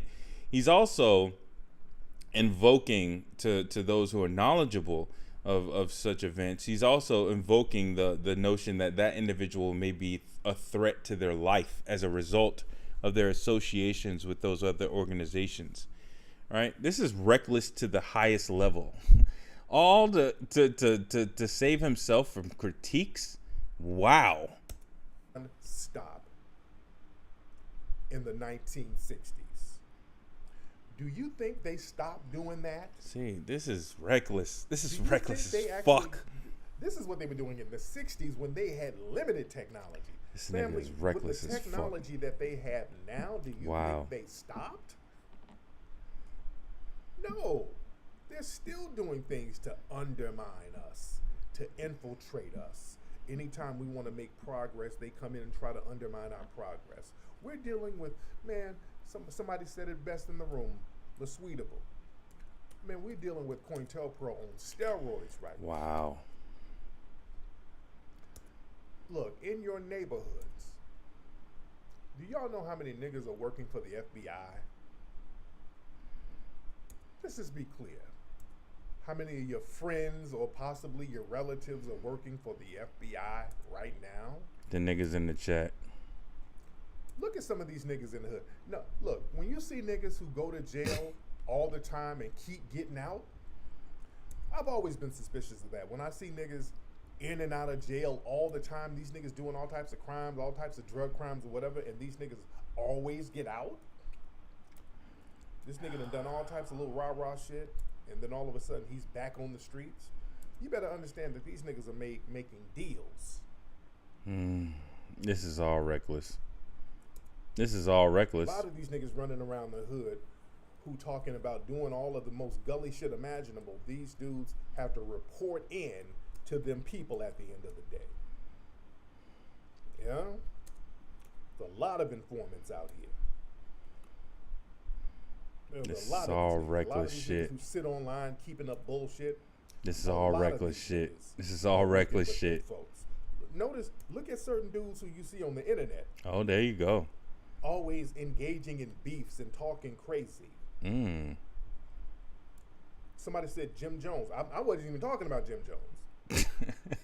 That's so funny how that came up in the conversation, huh? You're talking cult shit, and all of a sudden somebody says Jim Jones. I don't really know too much about the Jim Jones case. Oh. I'm not even talking about Jim. I'm not even talking about nobody. Well, you definitely serving out Kool-Aid, and everybody's drinking that shit right about now. Too many to talk about. That's a lot of people. Oh, somebody said that Jim Jones is an informant. I've been hearing something like that in the last few. I've been hearing little whisperings of that. No, we ain't talking about no rapper. I was talking about the cult leader. The cult leader. Who keep up beefs online. Oh, okay. Keep up beefs online. They keep up a lot of little bullshit ass beefs online. Oh, there these you niggas go. have been in and out of jail. Oh. And they always keeping up some damn beef online. Ain't talking about me. Yeah? Watch them. Watch who these people work for. Take a good, really watch these niggas. I need to find out who that person is he talking about. Yeah? Because clearly that person got in his ass to the point where he had These to niggas be respond. working for them folks, man. That's why I've stopped doing a lot of interviews with certain people. Except for the LA some of these Times. online platforms, because a lot of them, man, I get alphabet vibes from a lot of folks. You know? You got to watch people. You really got to watch folks. This nigga's invoking so But much to protect himself.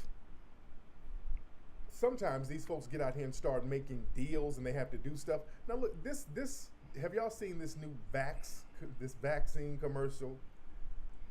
I put this on my social media a few days See, comedy, where they got a dude. trauma talking comedy, about- trauma comedy, trauma comedy, trauma He's a comedy. businessman, he's That's an his cycle. entrepreneur, and they got him looking like he's trapping. Okay, they got this dude looking Trauma like he's comedy. trapping. And we call it vax Like the salt trap. and sugar. This is in Arkansas, from what I understand. Like fries dipped in ice And cream. you know, they're Sounds trying to disgusting appeal until to you the actually black eat it. audience to get the vax. So they've been doing all types of things to pander to the black community. So now, in order to pander to the black community, you know, they had the vax that thing up and all that old stuff, people twerking with vaccines. So now, they got this dude out here talking about how much of a hustler I'm gonna be he is. So predictive. I'm like, this is desperation at this point. Now, listen to this. If you have not seen this, listen to this. Hold on. I'm gonna be predictive. He's gonna end with talking about this. There's gonna be a long arc, but he's gonna end with the Hidden History Museum. That's my prediction. I could be wrong. You have to understand, I'm a hustler. I'm a legit entrepreneur. I sell things. I come in contact with people all the time. I have to stay safe. I didn't have a choice but to trust the vaccine. Oh, Lord. You live the type of lifestyle that I live, you out here in these streets, and you hustling, an entrepreneur like me, why not do it safely? So I want everybody to take this seriously. Take a shot at staying healthy. Get the vaccine. Yeah, let me pause for a second. Like, somebody said something else which I didn't know about. Let me pause this for a second. Let me see if I can do this. Let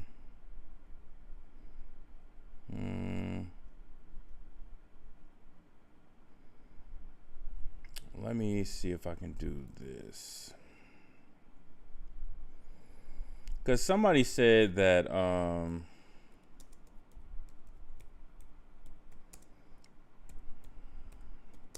that buck breaking actually premiered in what's known as the Black House by Jay Morrison. Is that true? Let me see. I don't know if that's true, but they were also saying that they were implying that there's like some sort of competition between Jay Morrison and Tariq Nasheed, and that may be motivating the Hidden History Museum, or at least that was their implication. So let me see something.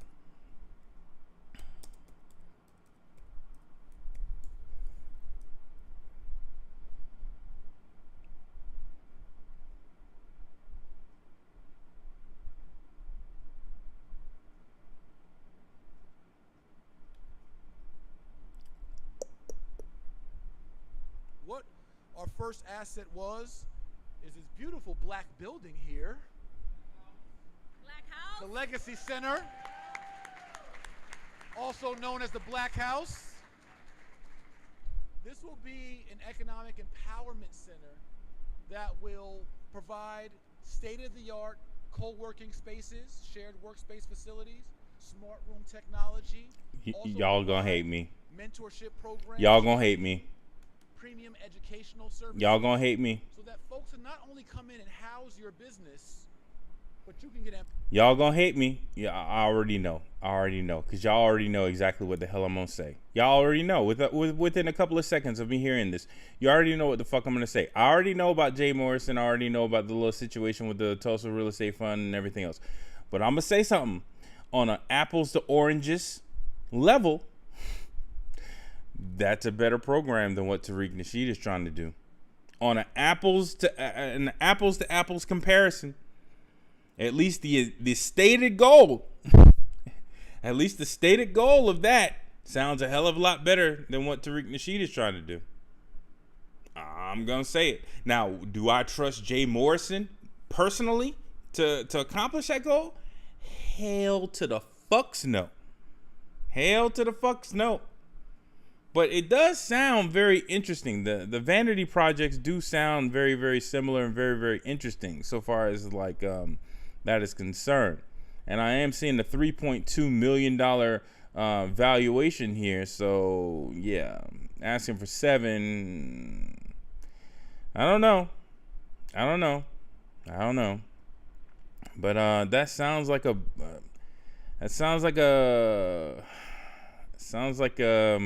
better proposal. I'll put it like that. Sounds like it would definitely more so help out black people. Black people specifically, right? But hey, it's not reparations though. I will say that as a primary critique. If just in case there's any Jay Morrison fans out there listening to this right now, it's not reparations. So unfortunately, I'm not going to be fully supporting that.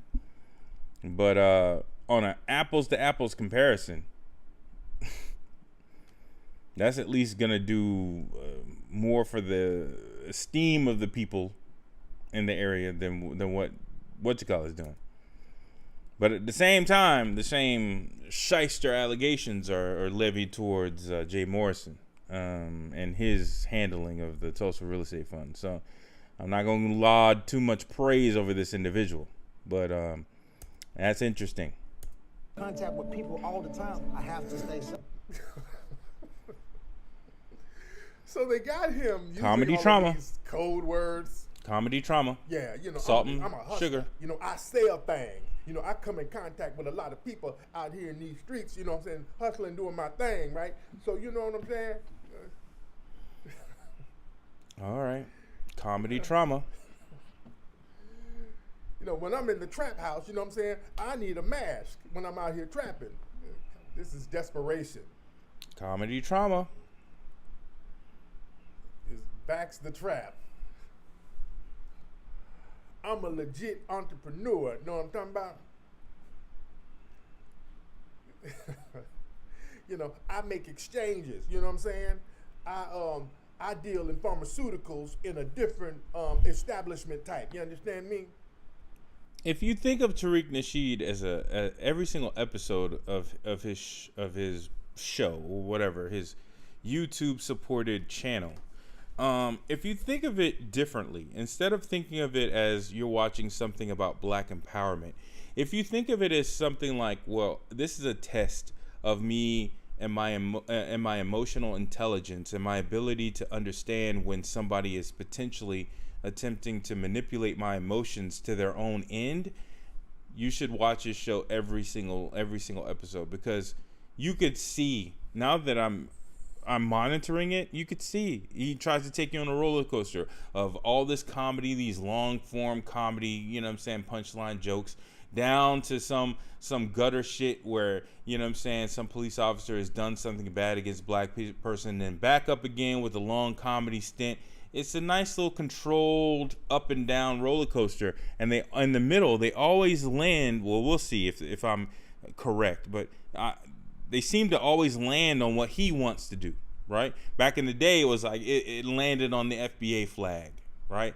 Then it landed on Ogun juice. Then it landed, those little midpoints landed on buck breaking. Well, that's why we need to get buck breaking out, blah, blah, blah, blah, blah. Now it's landing on the Hidden History Museum. That's the midpoint, right? But he takes you on the roller coaster ride of ups and downs and comedy and bullshit.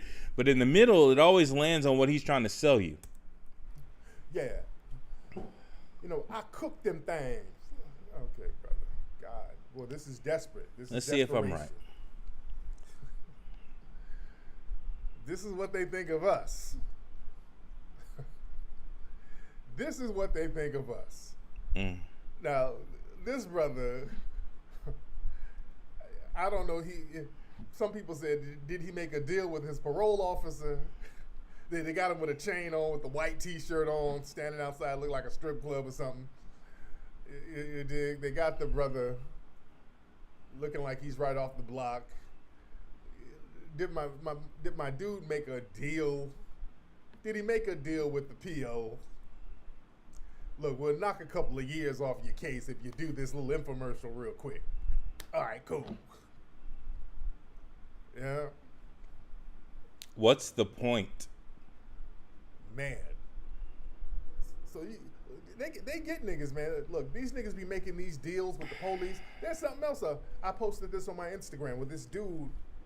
These two dudes, it was this racist ass sheriff down there in Florida, and they're rapping with the damn sheriff. Hold on. Look at this nonsense. Y'all have anything to say? Yes, sir, Sheriff. I have something to say.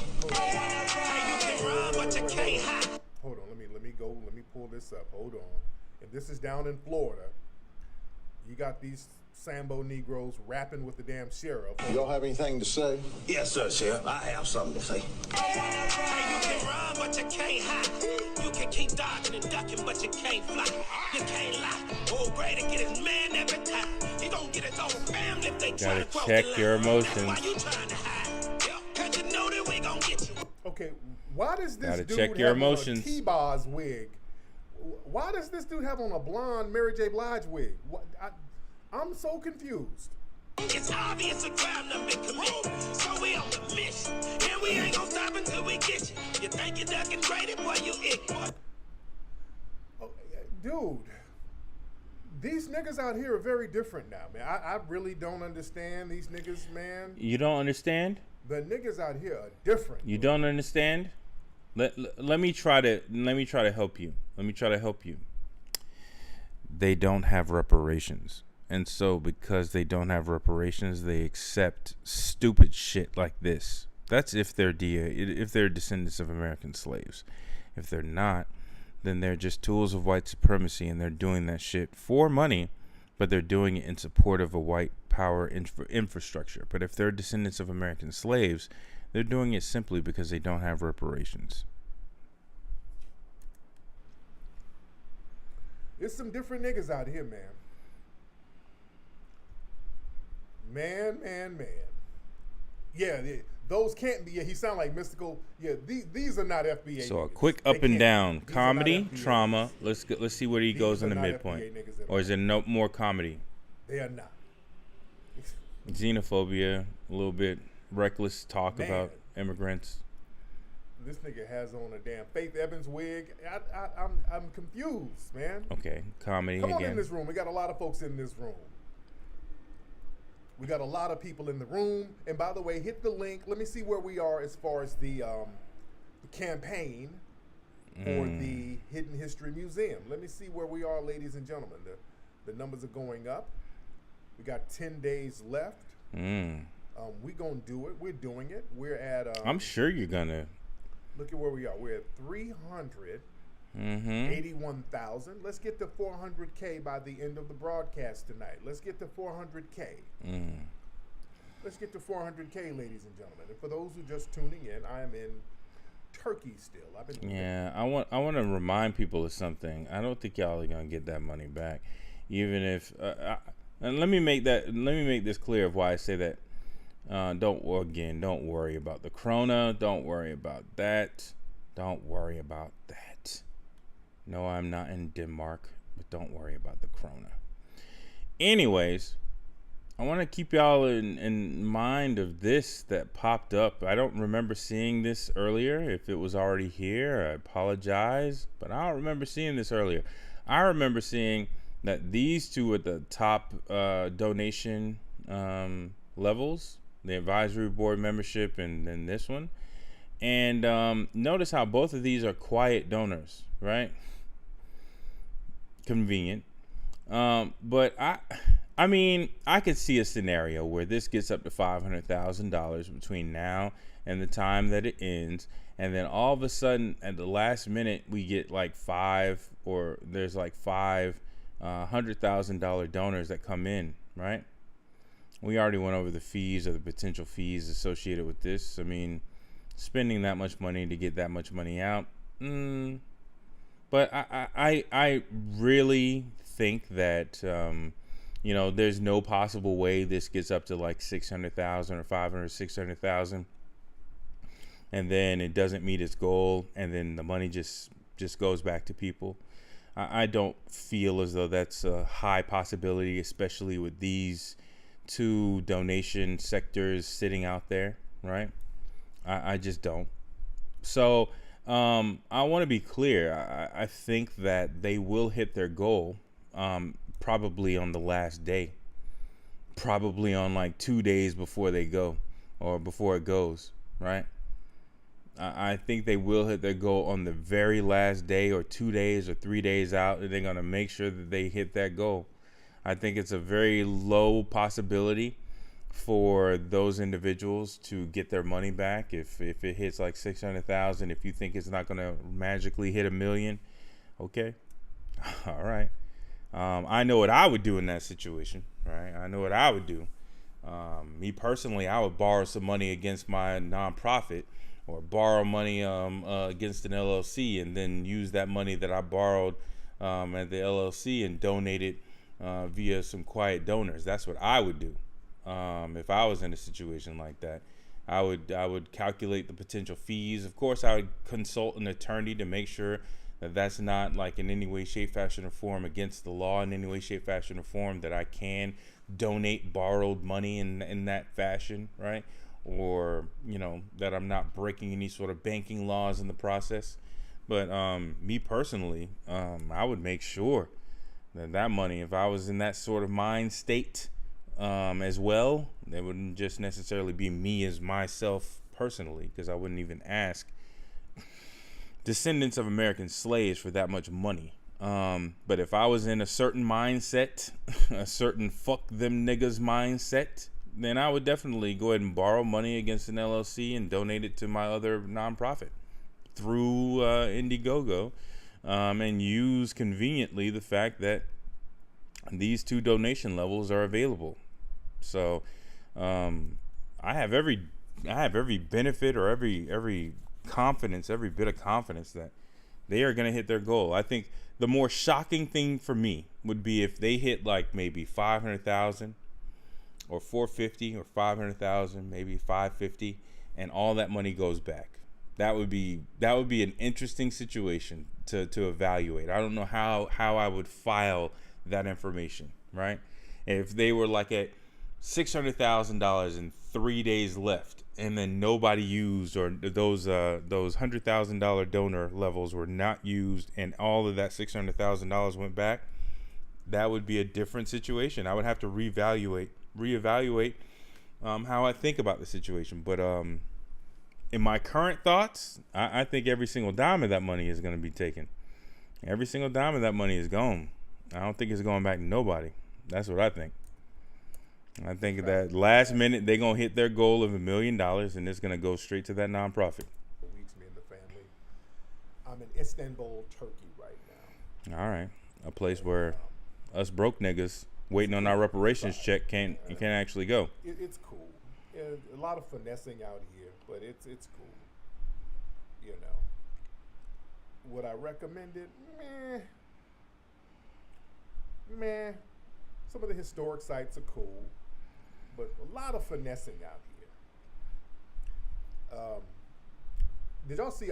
Speaking of Turkey, I'm out here in Turkey. I got a haircut out here, and usually when I'm traveling, nigga, get to a point. This nigga be talking about random shit. Is this just a YouTube vlog? Nigga, get to a point. And damn. When I go to these different countries, I know it's hit or miss. And people were bragging about how the Turkish barbers are so good. I'm like, okay, let me give them a try. So I go to a Turkish barber. Are you gonna talk about the fire? And I let them know, don't touch the top. Just do the sides and line me up cool, get all this straight. Don't get all up in here wrapping me up. Just if you leave, that's my thing now. If I go out of the country or whatever, just leave this alone up here. If you mess this up, this will grow right back easily. You know what I'm saying? Are you stupid? All of this down here, if you mess it up, wait. Wait. Pause. It'll grow back. Pause for every black man in America. You trust a dude from another country to line you up? Nigga, that would be the last thing I trust. that would be the fucking last thing I trust. I would have to sit there in the barbershop and see exactly who's cutting who's cutting what, whether or not that tape up is straight. You know what I'm saying? That's exactly what I would be doing. You trust somebody to line you up to do the tape up? I would trust them with the fade before I trust them with the tape up. Oh Lord, wow. Back. So I ain't really tripping on that. Bring my own. I'm not about to be traveling around the fucking world with no barber, dude. I ain't doing that. I'm not about to lug a barber along with me. I'm not going on a damn music tour. This is a family. I'm with the family, so no, I'm not gonna lug a barber around. I'm not doing that. Yeah, that Turkish coffee is bomb though. I love that Turkish coffee. But so I go to the Turkish barber, and we go to the Turkish barber. And he can't really speak English, and I'm trying to pull up my damn Google Translate app, and I ain't got no internet service like that, so he can't speak English. So I'm pointing, cut this, cut this.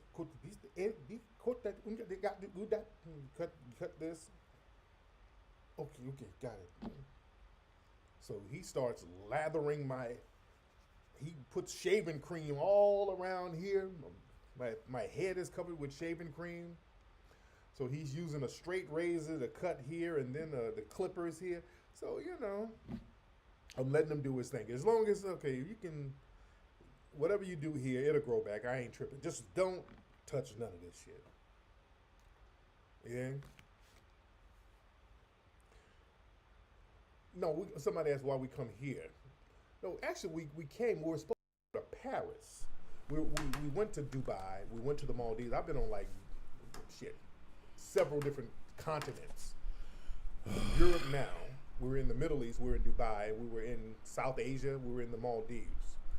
We were going to go straight to Paris from the Maldives, but they is this your life? Put the Maldives on a red list. If you come in from the Maldives, you can't go to Paris because of COVID. So they put that shit on a red list. So I had to cancel the flight. Is this your life? I had to find somewhere to go. We're gonna leave here to go to Los Angeles because there were no direct flights from Maldives back home to LA. And I can't go to Britain.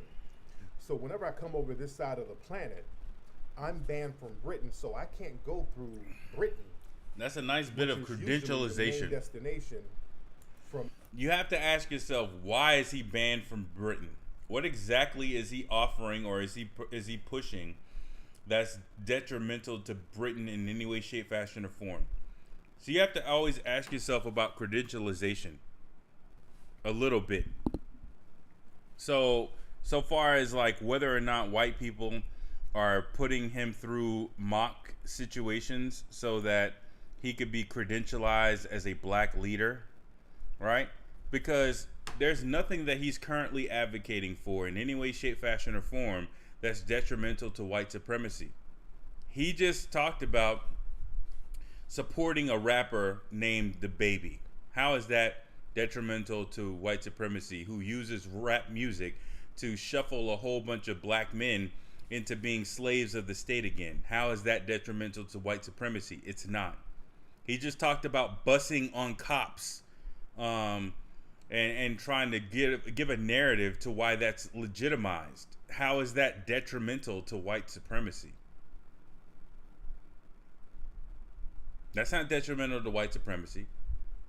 All the low-key shit that he's talking about, including the Hidden History Museum, is just corralling niggas' their collective financial strength into something that's just pigeonholing that money into something that's going to be non-productive to their empowerment struggle. How is that, again, detrimental to white supremacy? And don't go to no bullshit about, well, the Hidden Colors movies was blah. Get the fuck out of here. Get the fuck out of here. You know what would be way more detrimental to white supremacy than his Hidden Colors series? Black male teachers. More black male teachers in the educational system. Because black male teachers have a statistically proven track record with educating black men. And a whole bunch of educated black men would definitely be detrimental to white supremacy. So again, don't go, well, and it's a talking point for him. Well, I can't go into Britain anymore. Why, nigga? You ain't doing nothing to the British. You ain't doing nothing to them. If anything, that's been one of the best marketing selling points for your videos and films ever since. Oh, well, he must be really doing something if Britain banned him. Who cares? Who gives a damn? Don't go down that road. You ain't doing nothing for the black man in Britain. You ain't empowering the black man in Britain in any way, shape, fashion, or form. Britain did that because it credentializes you over here for you to shuffle niggas down some radical road of protest, as opposed to them handling or going down a well-established road to some sort of political action like reparations. The fuck out of here, man. I'm a long pause your ass on that one. From any European or Middle Eastern country, you go through London and then you go back to the U.S., but I can't do that, so I have to go to all these other countries. You understand? I got to fly back to L.A. from either Rome or France, which I couldn't go to France because I went to the Maldives. Oh, God. Italy.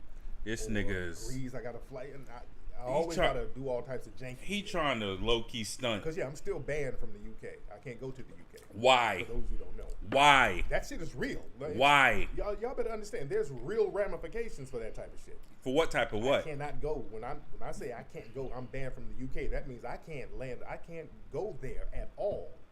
Okay. I will get fucking detained. If I hit the UK, nigga, I'm going to go. They're going to detain my ass. Oh, you must be a real nigga then. You must be really doing something out here for black struggle. If that's the case, then goddamn, I ain't know all that. At all. Shut up. You know what I'm saying? People think, well, you banned. Oh, man, you just banned. They got you on some list and they upset with you. No, they will detain me if I go to Britain because I'm banned. It's illegal for me to go to Britain. Okay, who cares? And I cannot go to you because of my movies. Oh, because of your movies. Oh, let's read that again, shall we? I hate to be so prophetic and so self-reassuring or self-reasserting, but let's go back here. Oh, because of your movies. I agree. It's a business strategy. Let institutionally impoverished people pay for your vanity projects. That also includes your movies, by the way. By triggering their racism-induced generalized anxiety disorder and guiding their retail therapy coping mechanism to believe consumerism is an act of protest. Well, it seems like Britain is a very good business partner for you for banning you, quote unquote, from their country because that's a nice selling point for your movies, like you're just showing right now. The fuck? Because of my movies. When you get banned from a fucking country, you have to navigate all over the planet in order to get home. Then holla at me. You know what I'm saying? Holla at me when that shit happens. This is real. It ain't real, nigga. This is some real shit here. It ain't real, nigga. But I'm out here and you know what? If it is real, then still go to the fucking UK. If it is real, then still go to the fucking UK. If it is real, then still go there. What freedom struggle movement that are you engaged with the black people that's in the UK? Who are you linked up with in the UK? And if you are linked up with those individuals who are fighting for some sort of freedom within when it comes down to their struggles within the UK, still take your ass there. How about that? Still take your ass there. Get arrested, get whatever the hell happened, and bring publicity to whatever the hell you're helping for that. But they're not banning you for not a goddamn thing you're Get the fuck out of here. They're just giving you nice little tagline for your fucking videos, which you're using right now. In Turkey. So again. And the dude, he's cutting my hair. And he's using... Oh yeah, all this from a haircut. Forgot. I don't know what he's saying. The TV is on, and then you hear all the loud speakers with the chants. Get to a point, nigga. All that shit. See, all that disrespectful shit that he was doing, and I could reverse it to around about here, where he was also doing that same voice when it comes down to the call to prayer. Now, here's the deal. I'm not a Christian. That means I don't really co-sign to any of those other two sister religions of Christianity either. But at the same time, you're in a Muslim country, right? I know it's a part of the EU, but you're in a Muslim country trying to use that same stupid ass little voice that you're using when you're talking about their call to prayer. Now, here's the deal. I can have my own personal opinion about anybody's country, right? But when I'm in their country, I'm generally going to respect it, especially if I know I'm only going to be there for a certain period of time, right? So at the end of the day, I'm not going to be talking when I'm talking about their culture, or when I'm specifically talking about them using that when they're doing calls to prayer. That's hugely disrespectful and very risky, very fucking risky when you're doing that in a Muslim country, even if it is a part of the EU. But this is your historian, guys. Let me back that up. This is your black historian representing all black people when he goes abroad. And he's using a straight razor. I don't know what he's saying. All black people in the U.S. You hear all the loud speakers with the chants. Oh, so he is talking about the call to prayer. All that shit. That's so disrespectful. And one thing I did not know. So Rizza Islam. So Rizza Islam, you half Nation of Islam, half Scientology individual. I'm assuming you're gonna check him on this, right? Because he's talking about the call to prayer in Turkey, specifically in Constantinople, or Istanbul, whichever one you want to use, right? So I'm assuming Rizza Islam, you're gonna speak out and say something, or are you just gonna be a little, yeah? Y'all funny. Y'all all funny. Y'all all nice little circle of people. Y'all all funny, even though y'all low key sneak dissing one another. Y'all got a nice little click going on. I wonder what's the basis, what's this through line between that? Because if I was a person that was the Nation of Islam, right? I'm not. But if I was and I heard that type of shit, I would have been like, nigga, you need to clean that shit up right now. You're talking about the call to prayer, right? You're in a Muslim country talking about the call to prayer. You need to calm the fuck down. What the fuck you, what the fuck are you doing? This is not a joke. What the fuck are you doing? But y'all all go together because you get the fuck out of here. Y'all all just actors, man. This is all just acting. Is that they use fire on people's hair out here. Yeah. Wow. Did y'all know that? You knew that. You did know that. You saw a video, nigga. Stop it. They use fire on people. Show me your YouTube history, and then I'll believe out you. Here when they cut your hair. Get the fuck out of here. You knew that. They probably were already doing it on somebody else before you sat your ass down. Let me show y'all what I'm saying. Let me show y'all something. Get the fuck out of here. I didn't know they did this type of shit. You did. Stop I didn't know this. Did y'all know that? I had no idea that they did. You did. Stop it. That they use fire on your hair. Let me show a picture. Okay. I think you even said it in the last whatchamacallit that you was on. And hold on. I'll show a picture in a second. Hold on. Nigga, I didn't know that they use fire. Nigga, I'm sorry. We gotta at least search, cause I'm tired. This seems like a petty thing, but the beautiful thing of hitting go live is your ability to be slightly petty to a certain degree. This is when this nigga is in. Hold on. He's in Turkey right here, right? Yeah, perfect. Let me search something. Let me search something.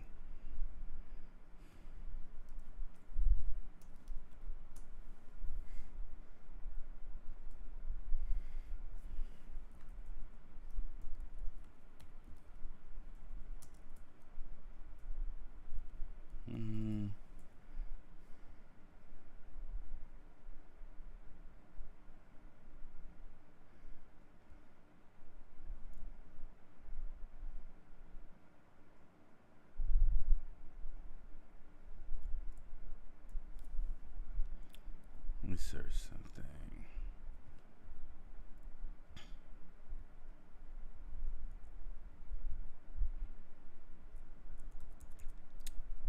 Guess we're gonna have to do it some other time.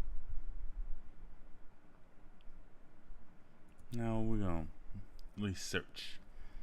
Try to do it now. Hold on. I am Tariq Nasheed. Boy, my hair looking dry as hell, man. I've been swimming all day. I am still in the Maldives right now, ladies and gentlemen. I am in the Maldives, in the islands in the middle of the Indian Ocean or the Arabic. I'm just in the middle of nowhere. But I'm still out here, and we're going to chop up some good game on today's broadcast. I need everybody to hit that thumbs up button, hit that like button, hit that subscribe button, ladies and gentlemen. Let me show y'all where we are as far as the campaign. Let me show y'all where we are right now. Family, as far as the Hidden History Museum campaign, we are at... I'm good on that. I'll find it some other time, but I believe he brought this shit up last time. Share the link of the Indiegogo campaign. Nope. Let's go back to this. They use fire on people's hair out here when they cut your hair. You understand? We'll find it next time. Let me show y'all what I'm saying. Let me show y'all something. Hurry up, nigga. Get to a point.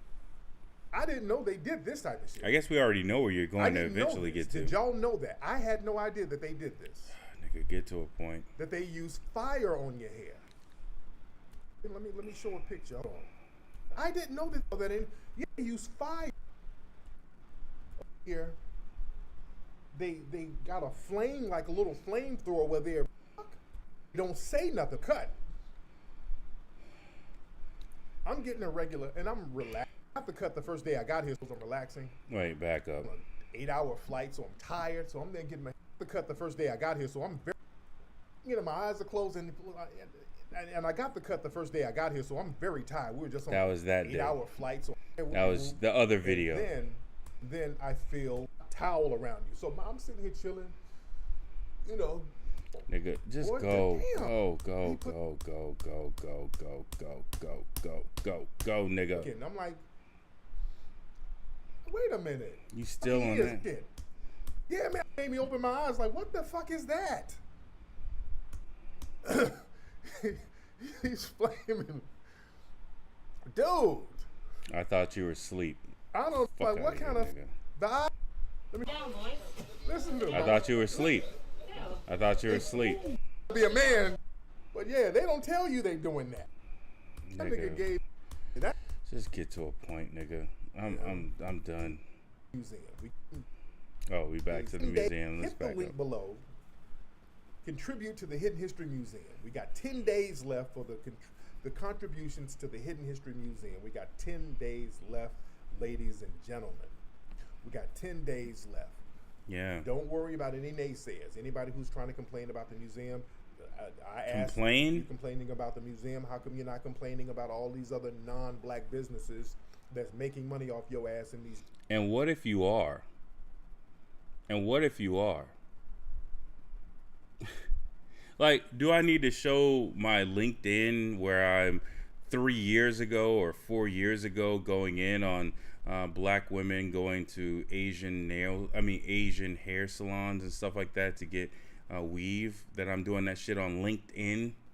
Do I need to go way back to that and show that in order to justify what I'm saying now? No, I don't. I could, but no, I don't. At the end of the day, the critiques that you're getting now are the critiques that you're getting now, right? Pathetic, man. This person is allergic to critique. I asked if you're complaining about the museum, how come you're not complaining about all? And if we are complaining about those other sources, does that now all of a sudden qualify us to complain about the museum? Yeah, that was a fart. But does that mean that we are now all of a sudden qualified to talk about the museum, right? Or do you just, again, I've said it in the chat before, and I'm going to say it again. When it comes down to Tariq is basically telling y'all the exact sort of game of, well, you already let this guy fuck. Let me fuck too. Like, I know you out here letting people fuck. But you already let this person fuck and that person fuck, so let me fuck too. That's what Tariq, that's his argument, his main argument. Not, hey, I think you shouldn't be sexually promiscuous, you should probably calm down, you shouldn't really be doing this, you should change your tones or change what you're doing, you should change up all this stuff. He's on some, well, you're already fucking, so let me get some ass too. Let me get a piece of that pussy too. I mean, you're already giving it out to everybody. Might as well let me fuck too. Why can't I fuck? That's what he's saying. As opposed to you keeping your money in your pocket, you already spending your money with all these other people. You might as well spend it with me too. That's not a very good argument. All these other non-black businesses that's making money off your ass in these neighborhoods. Complain about them before you complain about a museum that's going to help our children. It's not going to help them. We need to help our people. We need to take control of our culture and ground our culture. You know what would actually. Let me see if I have it here. Patreon.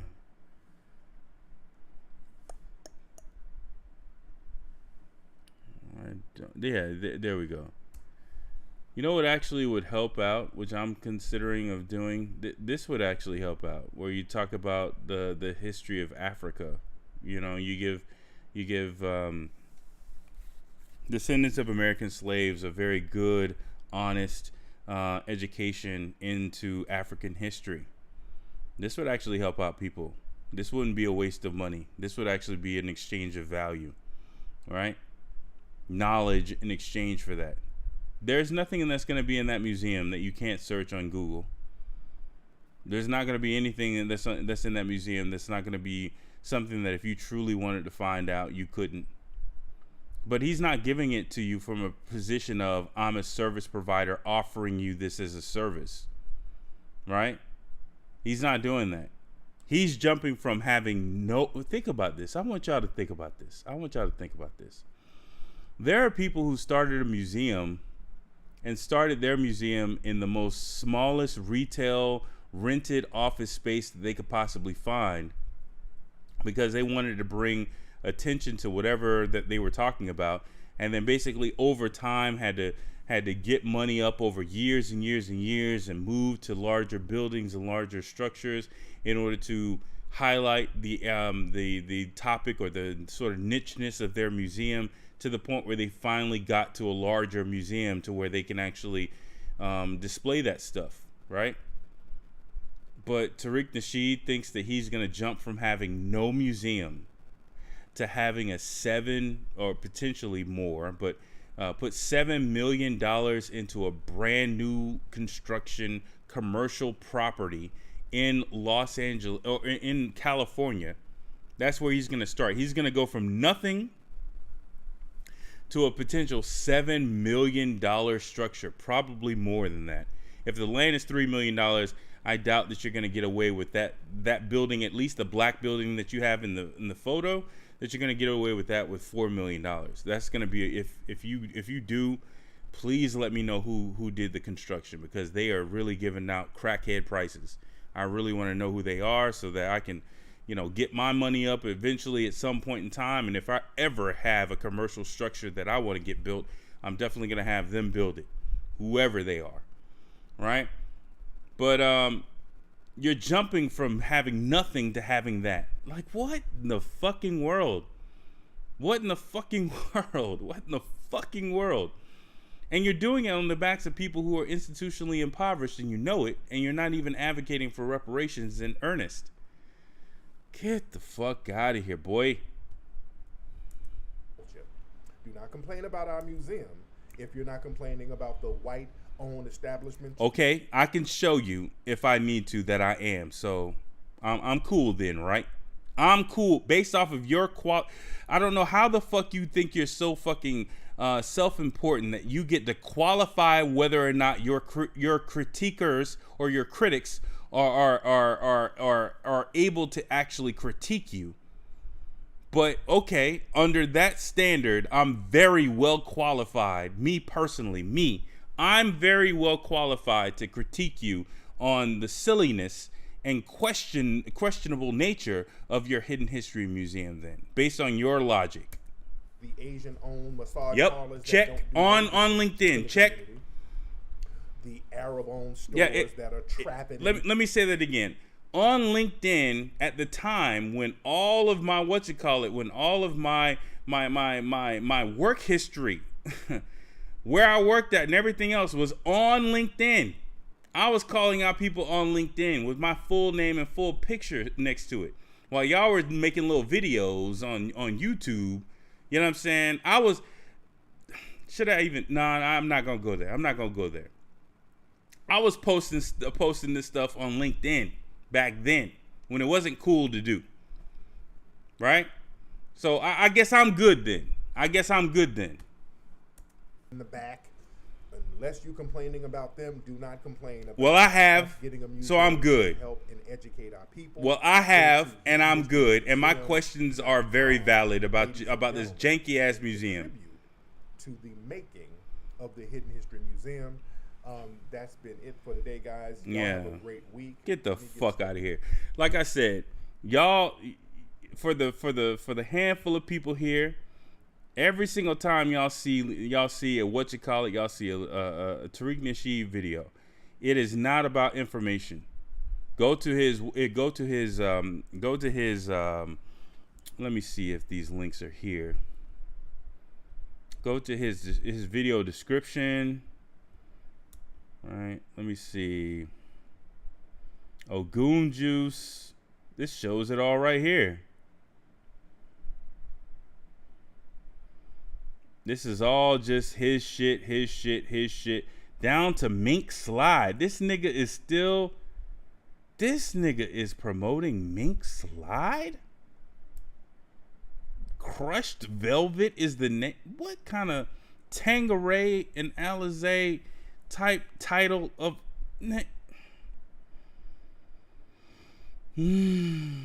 Okay, so you notice all these little links to everything, right? You notice what you didn't see? Where's the link to the police brutality video that you saw? Right? I was gonna say that, but it's clearly not here. So I would say, like, you know, take notes on the videos that he shows as a part of his emotional roller coaster that he puts you on. But every single time that you watch a Tariq Nasheed video, just realize that all he's trying to do is take your emotions on an up and down roller coaster. And in between those roller coasters, in between the ups and downs, he's just trying to sell you shit. In between the ups and the downs, he's just trying to sell you shit. He's going to reference a project that he's doing. He's going to reference something that he's selling. He's going to reference something that's still up for sale. But he's going to take you on an emotional roller coaster. And your job is not to buy into the bullshit that he's doing. It's not to buy into the bullshit. Your job, if you decide to watch him, it's an exercise in emotional intelligence to try to figure out what emotions he's trying to install in my brain, whether it be through trauma or through comedy. What is he trying to install in my brain right now? And what is he trying to sell me after he's installed it? Right? What is he trying to use that installation to sell me on? Whether it be buck breaking, whether it be some movie, some DVD, whether it be some old Goon Juice and FBA flag, or whether it be donating to a hidden history museum. Whatever it is, you have to dissect that type of shit. And the next time you watch one of his videos, always ask yourself that question: what emotions he's trying to take me to, and to what end? And then monitor whether or not he's doing that up and down shit, whether or not he's doing the little snake shit, whether he's taking you on that salt and sugar ride of trauma and comedy, right? And in the meantime, trying to sell you some shit in the middle of those up and down processes, because that's all the game that's going on here. He's not pushing any legislation. He's not pushing any candidate. And again, I question whether or not he can, being that he's a founder of a 501c3, right? And he's currently using his channel to promote for that 501c3. I wonder whether or not, I believe it's a 501c3 if it's a nonprofit, right? Can't be a 501c4, right? But he's using his channel to promote for that 501c3 if it's a 501c3, right? But if it's a 501c3, he's barred from actually from making any political statements like that. He can't push for legislation or a candidate. He can't have a direct political view. He can make all of these slide references to topical events, but can he actually make a policy position? Could he support a candidate? Could he say that there's a candidate out there and we need to support this candidate in much the same fashion, much the same fervent fashion and repetitive fashion that he's fundraising for this museum? I don't believe he can, but if he can, then the question is, why isn't he? Because if he's going to support a policy position, then he can't be doing a large amount of the shit that he's doing. He can't be doing a large amount of the shit that he's doing. And he cannot be saying a large amount of the shit that he's saying in the reckless ways that he's saying it. So in my mind, the only thing that he's actually doing is selling you shit. So again, he's taking you on that up and down roller coaster. And when you settle in the middle, hopefully on a giggle, he's saying, haha, why you laughing? Yeah, let me slide these panties down. Let me get some of the pussy. Oh, anyway, you know what I'm saying? Back in the day, you know what I'm saying? My mama loved me, my mama, blah, blah, blah, blah, blah. But hey, this happy, fun stuff happened, blah, blah, blah, blah, blah. In the meantime, why don't you slide these panties down? Let me get some pussy. You know what I'm saying? That's what he's doing. He's trying to pimp talk you out your draws, or in my case, or my thoughts. I think he's just trying to pimp talk you out of some money. That's what I think. Right? But at the end of the day, we are descendants of American slaves who are owed reparations. It comes down to this, my dude Tariq.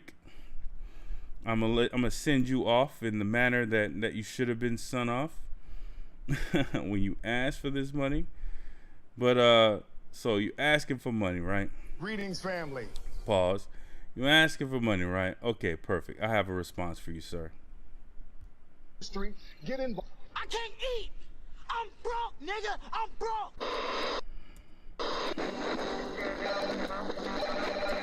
Interrupt Bernard Garrett. Bring you a dramatic